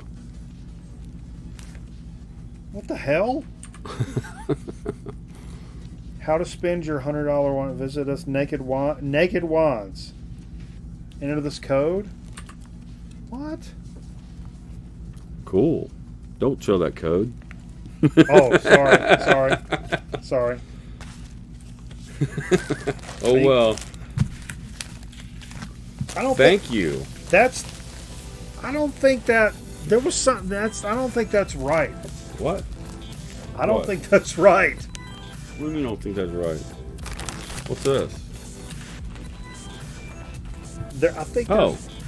I think there's another package floating around. There's something weird about that. This says shipped to Steve Fever. Yeah.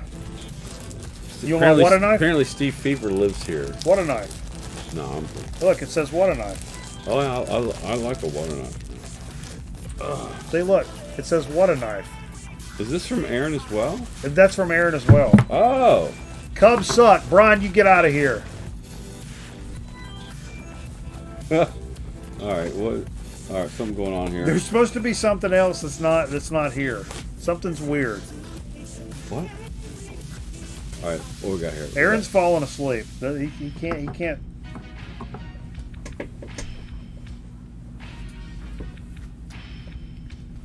Oh hell yeah! I'll tell you, this is the first. Them Georgia boys is in the chat now. Be easy. This is like the first national championship thing that I own now. Hold it up under that camera. I can't get it wide enough. It says National Champions Georgia Victory Lane. Georgia Victory Lane. Look at there now. Does Whataburger know about what a knife? I don't know. Man, hell yeah, thank that's nice. you. That is awesome. Hell yeah. That is There's awesome. something else that's not here that Aaron mentioned that I don't know what? I don't know what's going on. Man, I got my 20% off Geico. And a bunch of fucking wine. I don't know. I don't know what you're doing. Now, check this out. For my portion of Dig of the Week, gotta give a shout out to the VC. I bought this strictly because of the VC. I talked about this before, especially when it comes to genres that I'm kind of like, I know shit about, but I'm not like the fucking king shit a turd mount about. Punk rock being one of those, especially like modern punk rock, and I talked about that with the Chubby and the Gang stuff. Like, heard that so many times from some of the guys I love in the VC and respect their punk opinions and stuff for so long. The same cats, Vinyl Richie, fucking Ron Kidd, Dr. October, Randy, Deadwax, Michael Pilmer.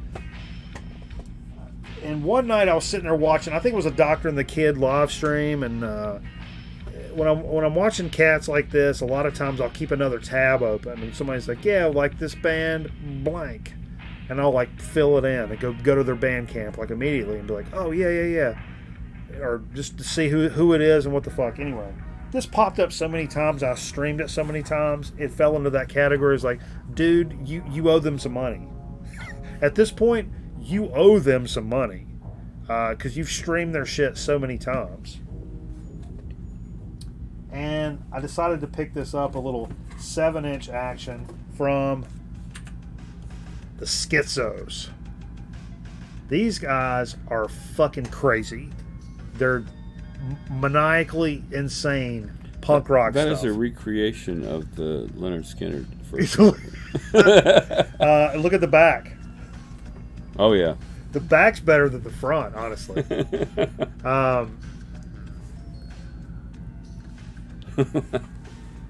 You were kicking it with the Kid and crew last week? Hell yeah.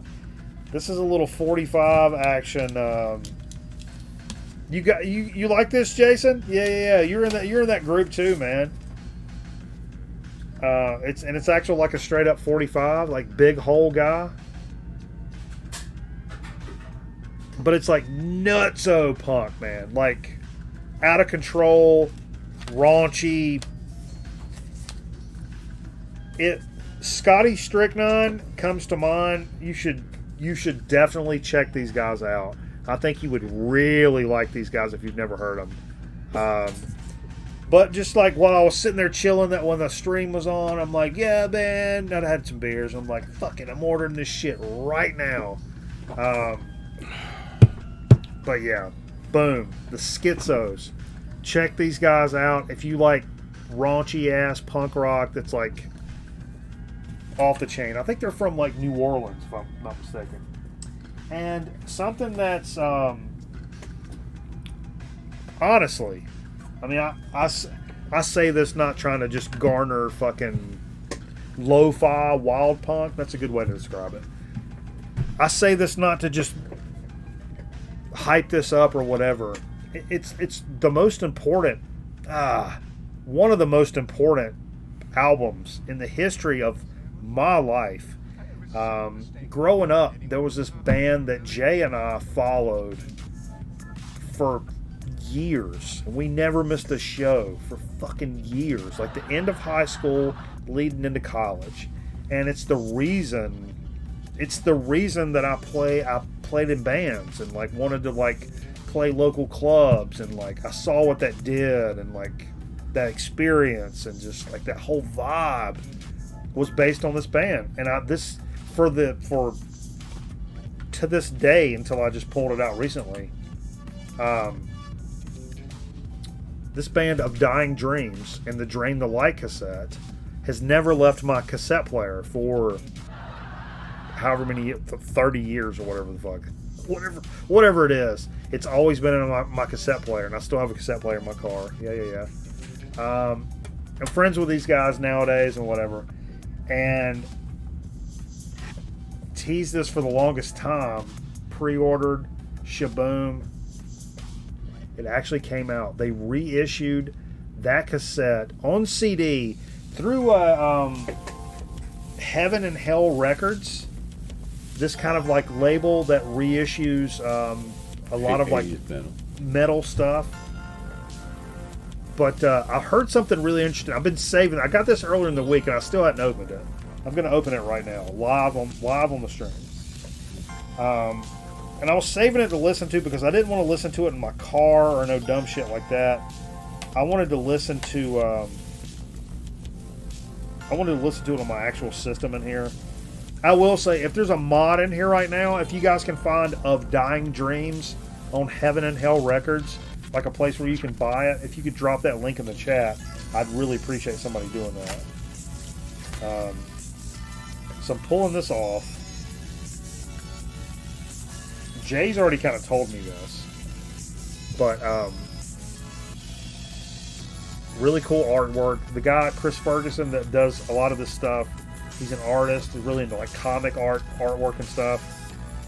It's a double disc CD. Man, even that stuff's really good.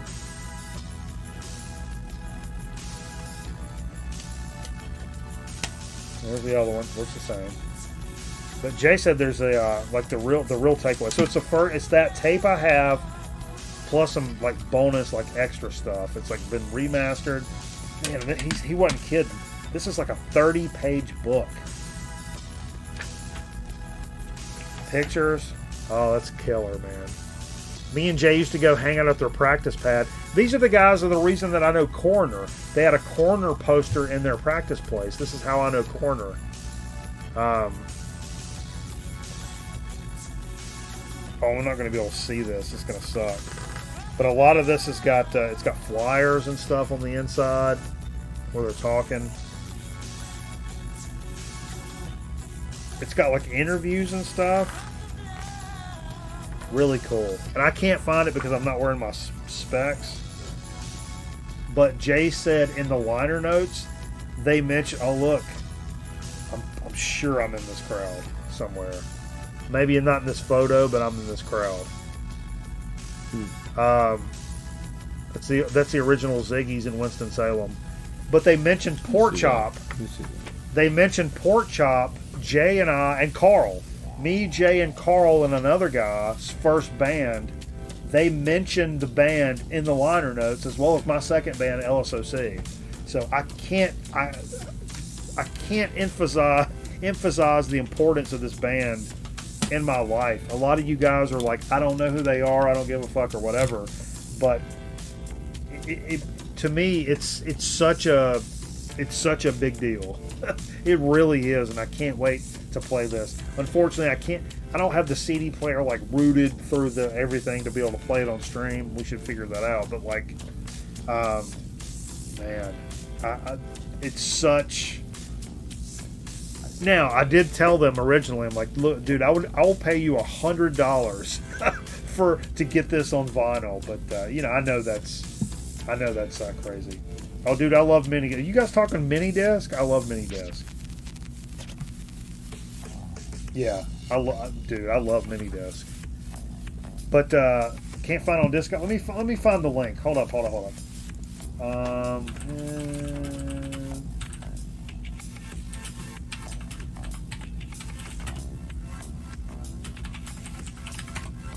Apparently, all my mods are asleep.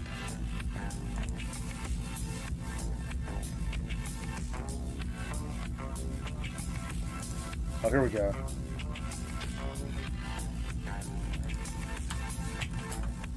We'll drop it in the chat right now if you want to check it out. I know, Scotty. There it is. That's the Bandcamp for Heaven and Hell Records.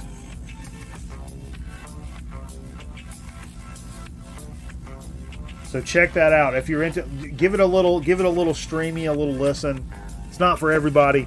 Really, heavy and operatic, and the singer, like the high-pitched screamer, the operatic singer, is so phenomenal. So is everybody. I mean, in their own right. I mean, the heavy singing is great. I mean, everything is great. But the standout for me is the high-pitched operatic singing mixed with the heavy stuff. I can't express what this is like. I haven't listened to an album. I've listened to this album more in my life than any other album made ever, without a doubt, hands down. Not even fucking close. Not even close. This actual cassette right here. Listened to it more than anything in my entire life. So to have this on a remastered CD with like extra tracks we used to hear at the shows and stuff like that is bonkers. It's absolutely bonkers. Cool. For me. Part of that's nostalgia, I know, but a lot of people that I've shown this band like later in life, they're like, "Whoa, these guys never blew up or anything," and I'm like, and they didn't like. It's funny because they never did like verse, chorus, verse stuff. Their songs were all like parts.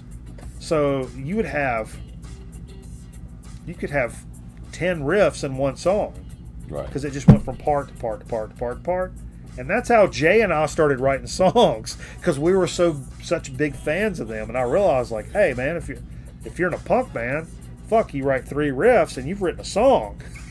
Make it 3 minutes, you're done. That's it. But yeah, these guys didn't do that. But anyway. Good stuff. God damn it. I love it. I can't wait to play this. But anyway, we'll take a quick commercial break, come back here with a Soda Speak and Chip Chat. Steve, you got something for Soda Speak? We got breaking soda news, by the way. Do we? Yeah, it just come right off the press. I got a little, that's why I was looking at my phone earlier. We got a little thing from the AP coming in. Okay. One of our Newswire services that came in. Breaking Soda Speak news. We're gonna hash it all out, discuss it right after the break. But right now, I brought a soda. You got a soda pop? Yeah. Well, that's not the one I wanted to. I didn't want to play. I just do the. Wait a minute. So? I don't want to do that one. We'll do. Where's the other one? Leave It to Fever. Since your birthday, we'll do this one. Oh, okay. Yeah. All right. Everybody, stay tuned. We'll be right back for another live episode of Grown Man Record Night. God bless all you folks.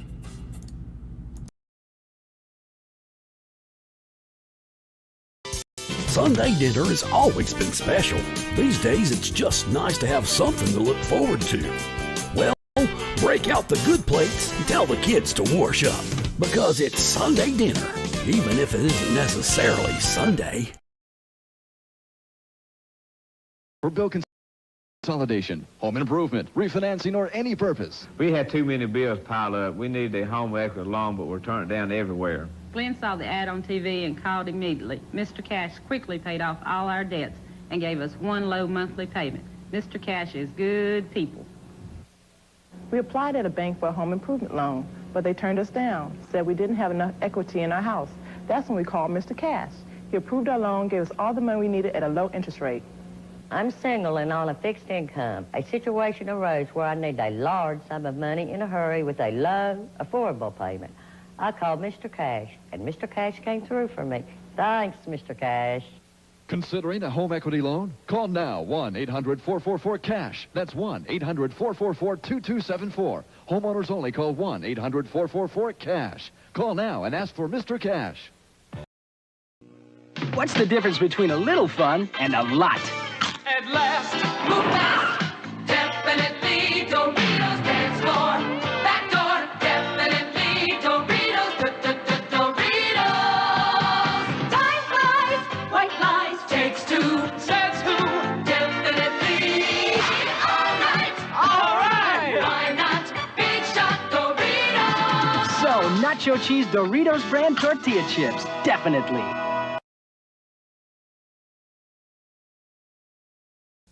In this corner for one stop, the world's greatest black wrestler, Bobo Brazil. Tell him, Bobo. I shop in Chicago at One Stop, where I buy beer and chillins by the case. I love their spare ribs by the 30-pound boxes. That is the way I buy. And One Stop sells it at the lowest price. Thanks, Bobo, for that money-saving tip. Remember, One Stop fans, Chicago's famous food and liquor supermarket. One location only, 4301 South Lake Park. 7 days a week. One Stop.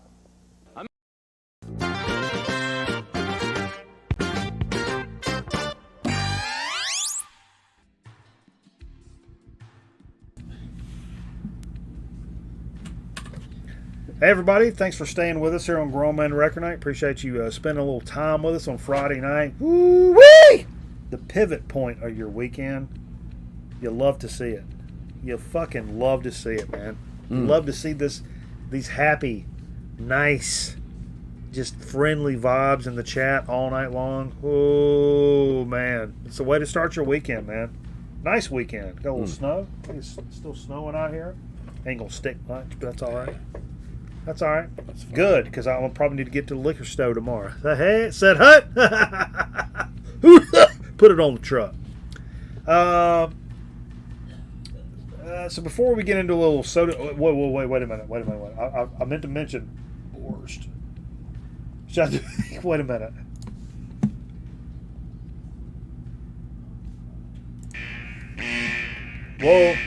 Whoa. We do have breaking news coming in this hour. Okay. In the realm of so to speak. Check this out.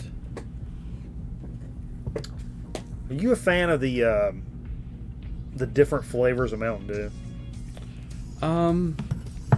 Yes and no. What's your favorite flavor? Mountain Dew. Just straight up Mountain Dew. Diet Mountain Dew. Diet Mountain Dew. Actually, Diet Mountain Dew. I will say today that let me pull this link up because this is fresh. I mean, this is coming right off the gate here. The Baja Blast, which was originally only available at Taco Bell. That was the Taco Bell fountain drink. Mountain Dew flavor. Exclusive. This company is making it into a seltzer. There's going to be an alcoholic Baja Blast flavor. No caffeine. Cause I did like the Baja. They had it. What was cool is Taco Bell also had a zero sugar Baja Blast. Look at this stuff. At the fountain. Oh, yeah. Mountain Dew's Baja Blast, a beloved tropical lime-flavored beverage that originated at Taco Bell, is being made boozy. Boston Beer Company, which partnered with Pepsi to make a spiked seltzer version of the soft drink, exclusively told CNN Business that it's surprising fans with a new hard Mountain Dew flavor that wasn't part of the original announcement. Baja Blast is the fourth flavor to the spiked seltzer lineup, joining original watermelon and black cherry. Hard Mountain Dew will be released in late February, in a limited number of states. Holy cow. The Baja Blast alcoholic version. You love to see it. Yeah. Snooze flavored dew. Yeah, that's what Steve likes. Yeah, the Baja Blast is making its way like for alcohol, man. What do you think about that? Sounds good to me. It'll be less sugar than a real by far than a regular Baja Blast, because it'll be like a claw, like 2 grams of carbs. If they do a 0 sugar. Yeah, it's nobody's making a seltzer with a bunch of fucking dumb shit in it. So it'll be like a low key, like White Claw kind of thing, you know. You like to see that. You love to see that. So what do we have for an actual, so to speak? This is pretty unique. This is something else. This is weird. I came across this at Lidl. Lidl, and get out of this here. Bottle itself is just amazing. It's like a 1 liter maybe. I love 1 liter bottles. Yeah, that's reminds a pretty me cool of the 70s. Like, look at this bottle. Yeah. You don't have to show it yet. But I'm just showing the back. Just to show the bottle. It's a big ass tall guy. Yeah, look at that. So it just says. It says craft soda. This says blood orange on craft the soda. label. Can you show it off? Yeah. Whoa! What is this? Where's my camera? Shit. Sorry. I've had a bit to drink. Blood orange. Now I love blood orange. I know the blood orange flavor. I just love blood oranges. I know the flavor from San Pellegrino. The blood orange San Pellegrinos are phenomenal. Of course, absolutely phenomenal. So look at this. Let's see if this tastes like craft soda. Has it got a city? Yeah, it's from Canada. It's a cane sugar. It's a Canadian thing. It's from Canada, but it's through Lidl. We got Jason Skills in there. It's a Lidl thing. It's a Lidl product. It's a Lidl product, but from Canada. Yeah. But from Canada. Distributed. But. Blood. Okay. Blood. I know it's your birthday and all, but let's not get carried away. Screw top. Happy birthday. Yeah. Okay, so it's Carl, this motherfucker. We should take a swig, and then I'll take a swig, and then we do a shot swig.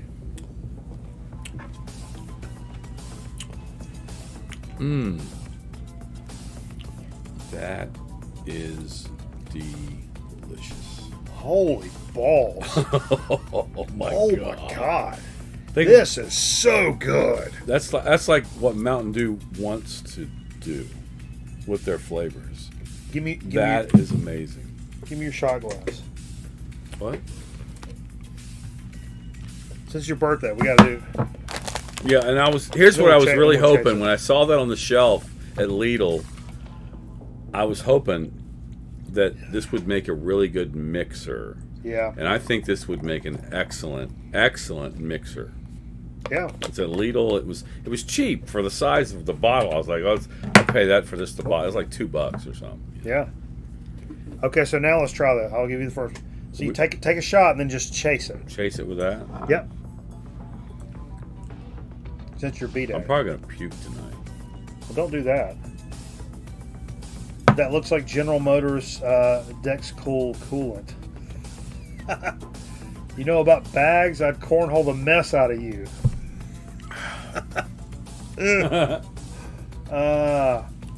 we go. That's good. Great. It's a great mixer. If you call that a mixer, I call that a chaser. It's a great chaser for sure. Straight no chaser. Whew. Oh yeah. Really good. That's so damn good. I probably drank vodka way down into it. Enjoy your COVID. Yeah, that's fantastic stuff, man. Made with cane sugar. Fucking right it is. You want to call them up? No. It's your birthday? No. You got to make calls. We're going to start calling. We got to call Cha-Ching. Who can find me a Cha-Ching number right now? I'll plant the seeds. Well, there's a number. Give them a call, Steve. Tell them it's your birthday. They won't get mad if your birthday, right? They should. Just don't be weird about it. I mean, just don't be weird. You tell them it's your birthday. You like the way their soda tastes. You tell them you could have had any. No. Here we go. Tell them you could have any soda on your birthday, but you wanted Canadian Lidl Blood Orange on your birthday. Why would I say Because that's your favorite soda. Thank you for calling Lidl Customer Care. Your call may be monitored and recorded to ensure high-quality service. The phone numbers to our stores are unlisted. I'd like to speak to a representative with large tits, please. Excuse me. To continue in English, please press Don't talk to me. Para continuar Don't. en español, presione 2.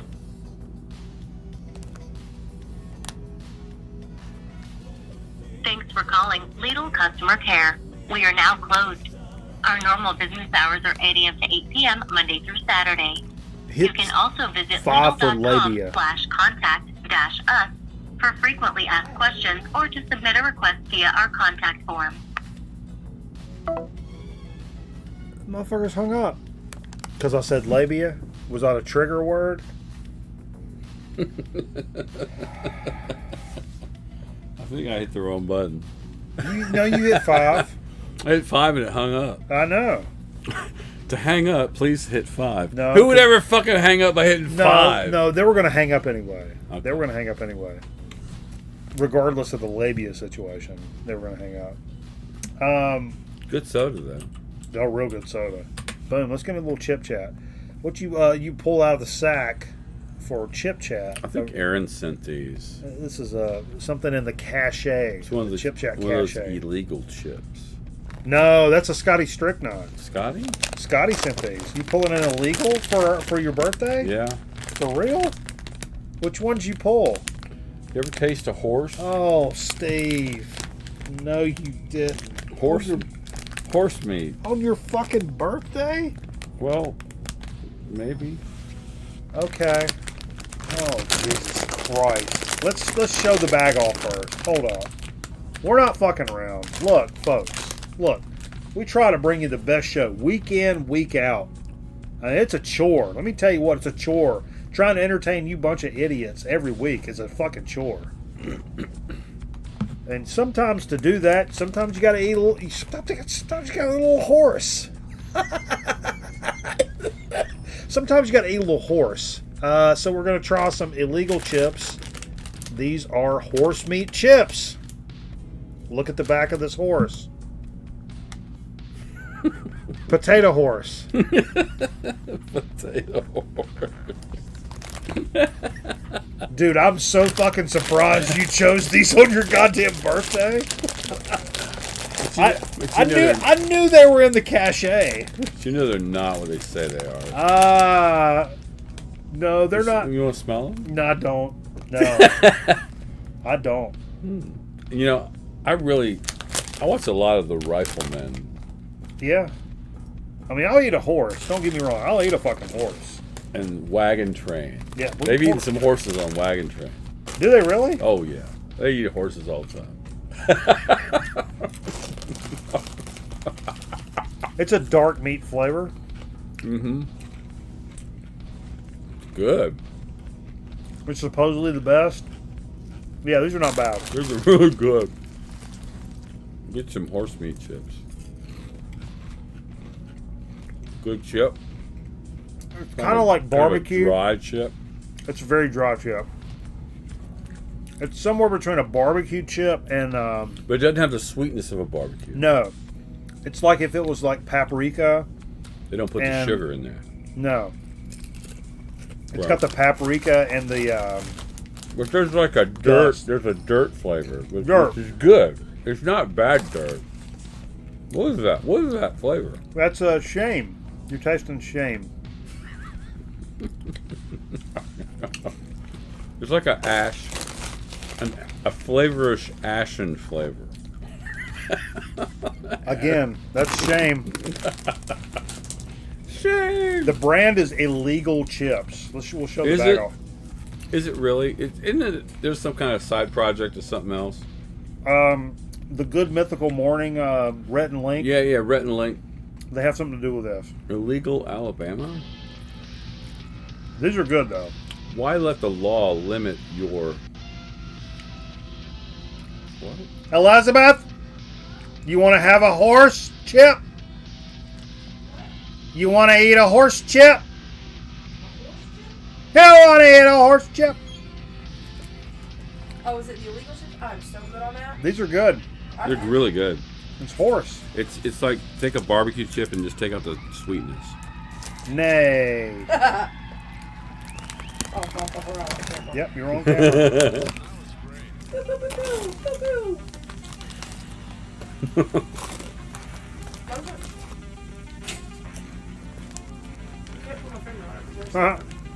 These are the flavors the government doesn't want you to try. You know these guys are Christian? Christian men. Oh, yeah. Me and Cameron went to college with them.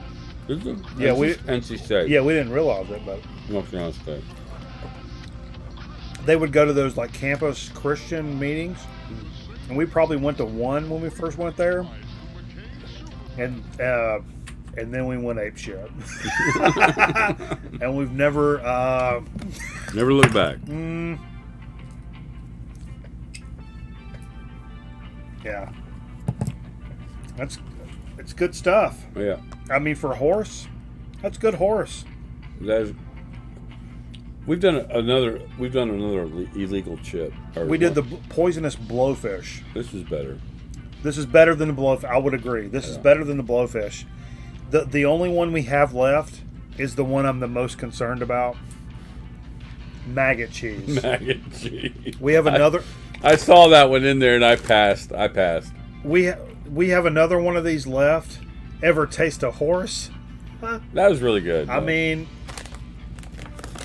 apparently horse tastes really good. In Brazil, it's like a primo steak. Premio steak. Premio.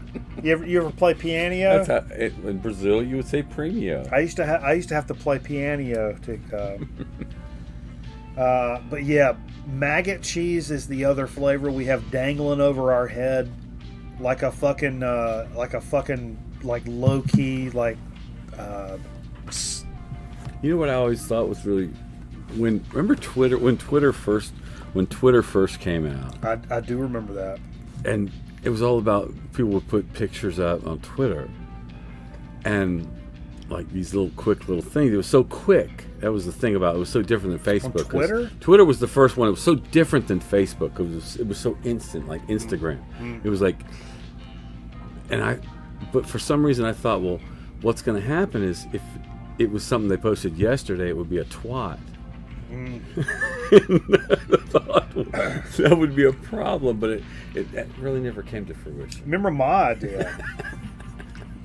I wanted to do a Twitter. I wanted to combine. Nobody steal this from me. I'm sure nobody will. I wanted to combine Twitter with Funny or Die. You remember the thing with Funny or Die? They would post videos, and they had a little thing like a meter at the bottom. It's like funny or not funny. So I wanted to do a Twitter thing, but I wanted it to be like only for comedians or comedy writers or people that wrote comedy, whatever. And that's what it was. Like, and it was going to be called Zingers. Zingers. So you write something, it's like a joke that like you write, or I guess it could be a recycled like old joke or whatever, and you float it out there to the Zinger verse, and people, see what kind of meter it people is. Vote, is it funny or not funny, and then, but you could look like Reddit as things are filtered by like what's popular. Things get filtered by popularity versus by what's rated the funniest. So every day you could go on there and your shit would be the funniest stuff that's been rated da-da-da. But if you're an aspiring like comedian or like comedy writer, you could like work out your material. Zinger, sa-ta-ta, and it was still like Twitter, 140 characters, whatever. Throw it out there, a little quick one-liner, zinger, and it gets voted on whether or not it's funny or not funny. Just like Funny or Die. You're telling the world this. You want someone to steal this idea? I'm telling you, I'm pretty much a genius. I just kind of been. I mean, I'm telling you. That's my gift to you guys. If you've hung out with us for what is this, 221 on your birthday, a bunch of shots and shit. If you want to steal that from me at this point, you go right ahead. You go right ahead, and then I'll murder you and your family in your sleep. But still, feel free to steal it. But I'll kill you. In game. I think I originally came up with the idea for the cheese roll-up. I don't. You see a lot of Sargento and a lot of companies now have these like rolled cheese things. It was originally an idea I had years ago. What? But rolling up a piece of sliced cheese? Cheese you roll-up. You think you're the first motherfucker to roll up a piece of sliced cheese? It wasn't. It was more than that, though. It's your. I'm not gonna blow you. I'm not gonna blow you up. It's your birthday. I gotta piss. Shit's happening. We're leaving it to Fever on his birthday. Hey, come over to Twitch, folks. What we're gonna play? What's the first record album we're gonna play, Steve? Oh shit! I don't know. We gotta bring the tempo up, and then we'll bring it back down with some like low key shit. But we can find some shit. You guys come over to the Twitch side of things. You know, that's where we play all our record albums is over on Twitch. God, I should really move this to the top. I can't find this every week. That's okay, because I found it now. Wise asses. Boom. Twitch.tv/Grown Man Record Night. Come over there. Drop us a little follow if you wouldn't mind. Actually, if you're still watching right now, drop a like on the video. Don't cost you nothing. It helps pump this video up to the top of the algorithm. Drop a little like if you're watching live, baby. Come on, do me a favor. Hey, do us all. It's Steve's birthday. Drop us a like on the YouTube over there. That way more people will discover Grown Man Record Night. We can grow the community, get more people in here. Sooner or later, there'll be some like hot chicks and shit. Then the first album's from the Porcupine Tree, the trippiest album they ever did, Voice 34. Trippiest Porcupine Tree album. It's got pills on the front. Steve's going to play that first. You guys come over to the... what are you doing in here? Ver.fyi. Block user on YouTube. Boom, you're out of here. Come over to the Twitch side. We're going to listen to records. Appreciate you guys hanging out with us, man. Hope you guys have a fantastic weekend. Good luck. God bless. Woo! You love to see it, baby.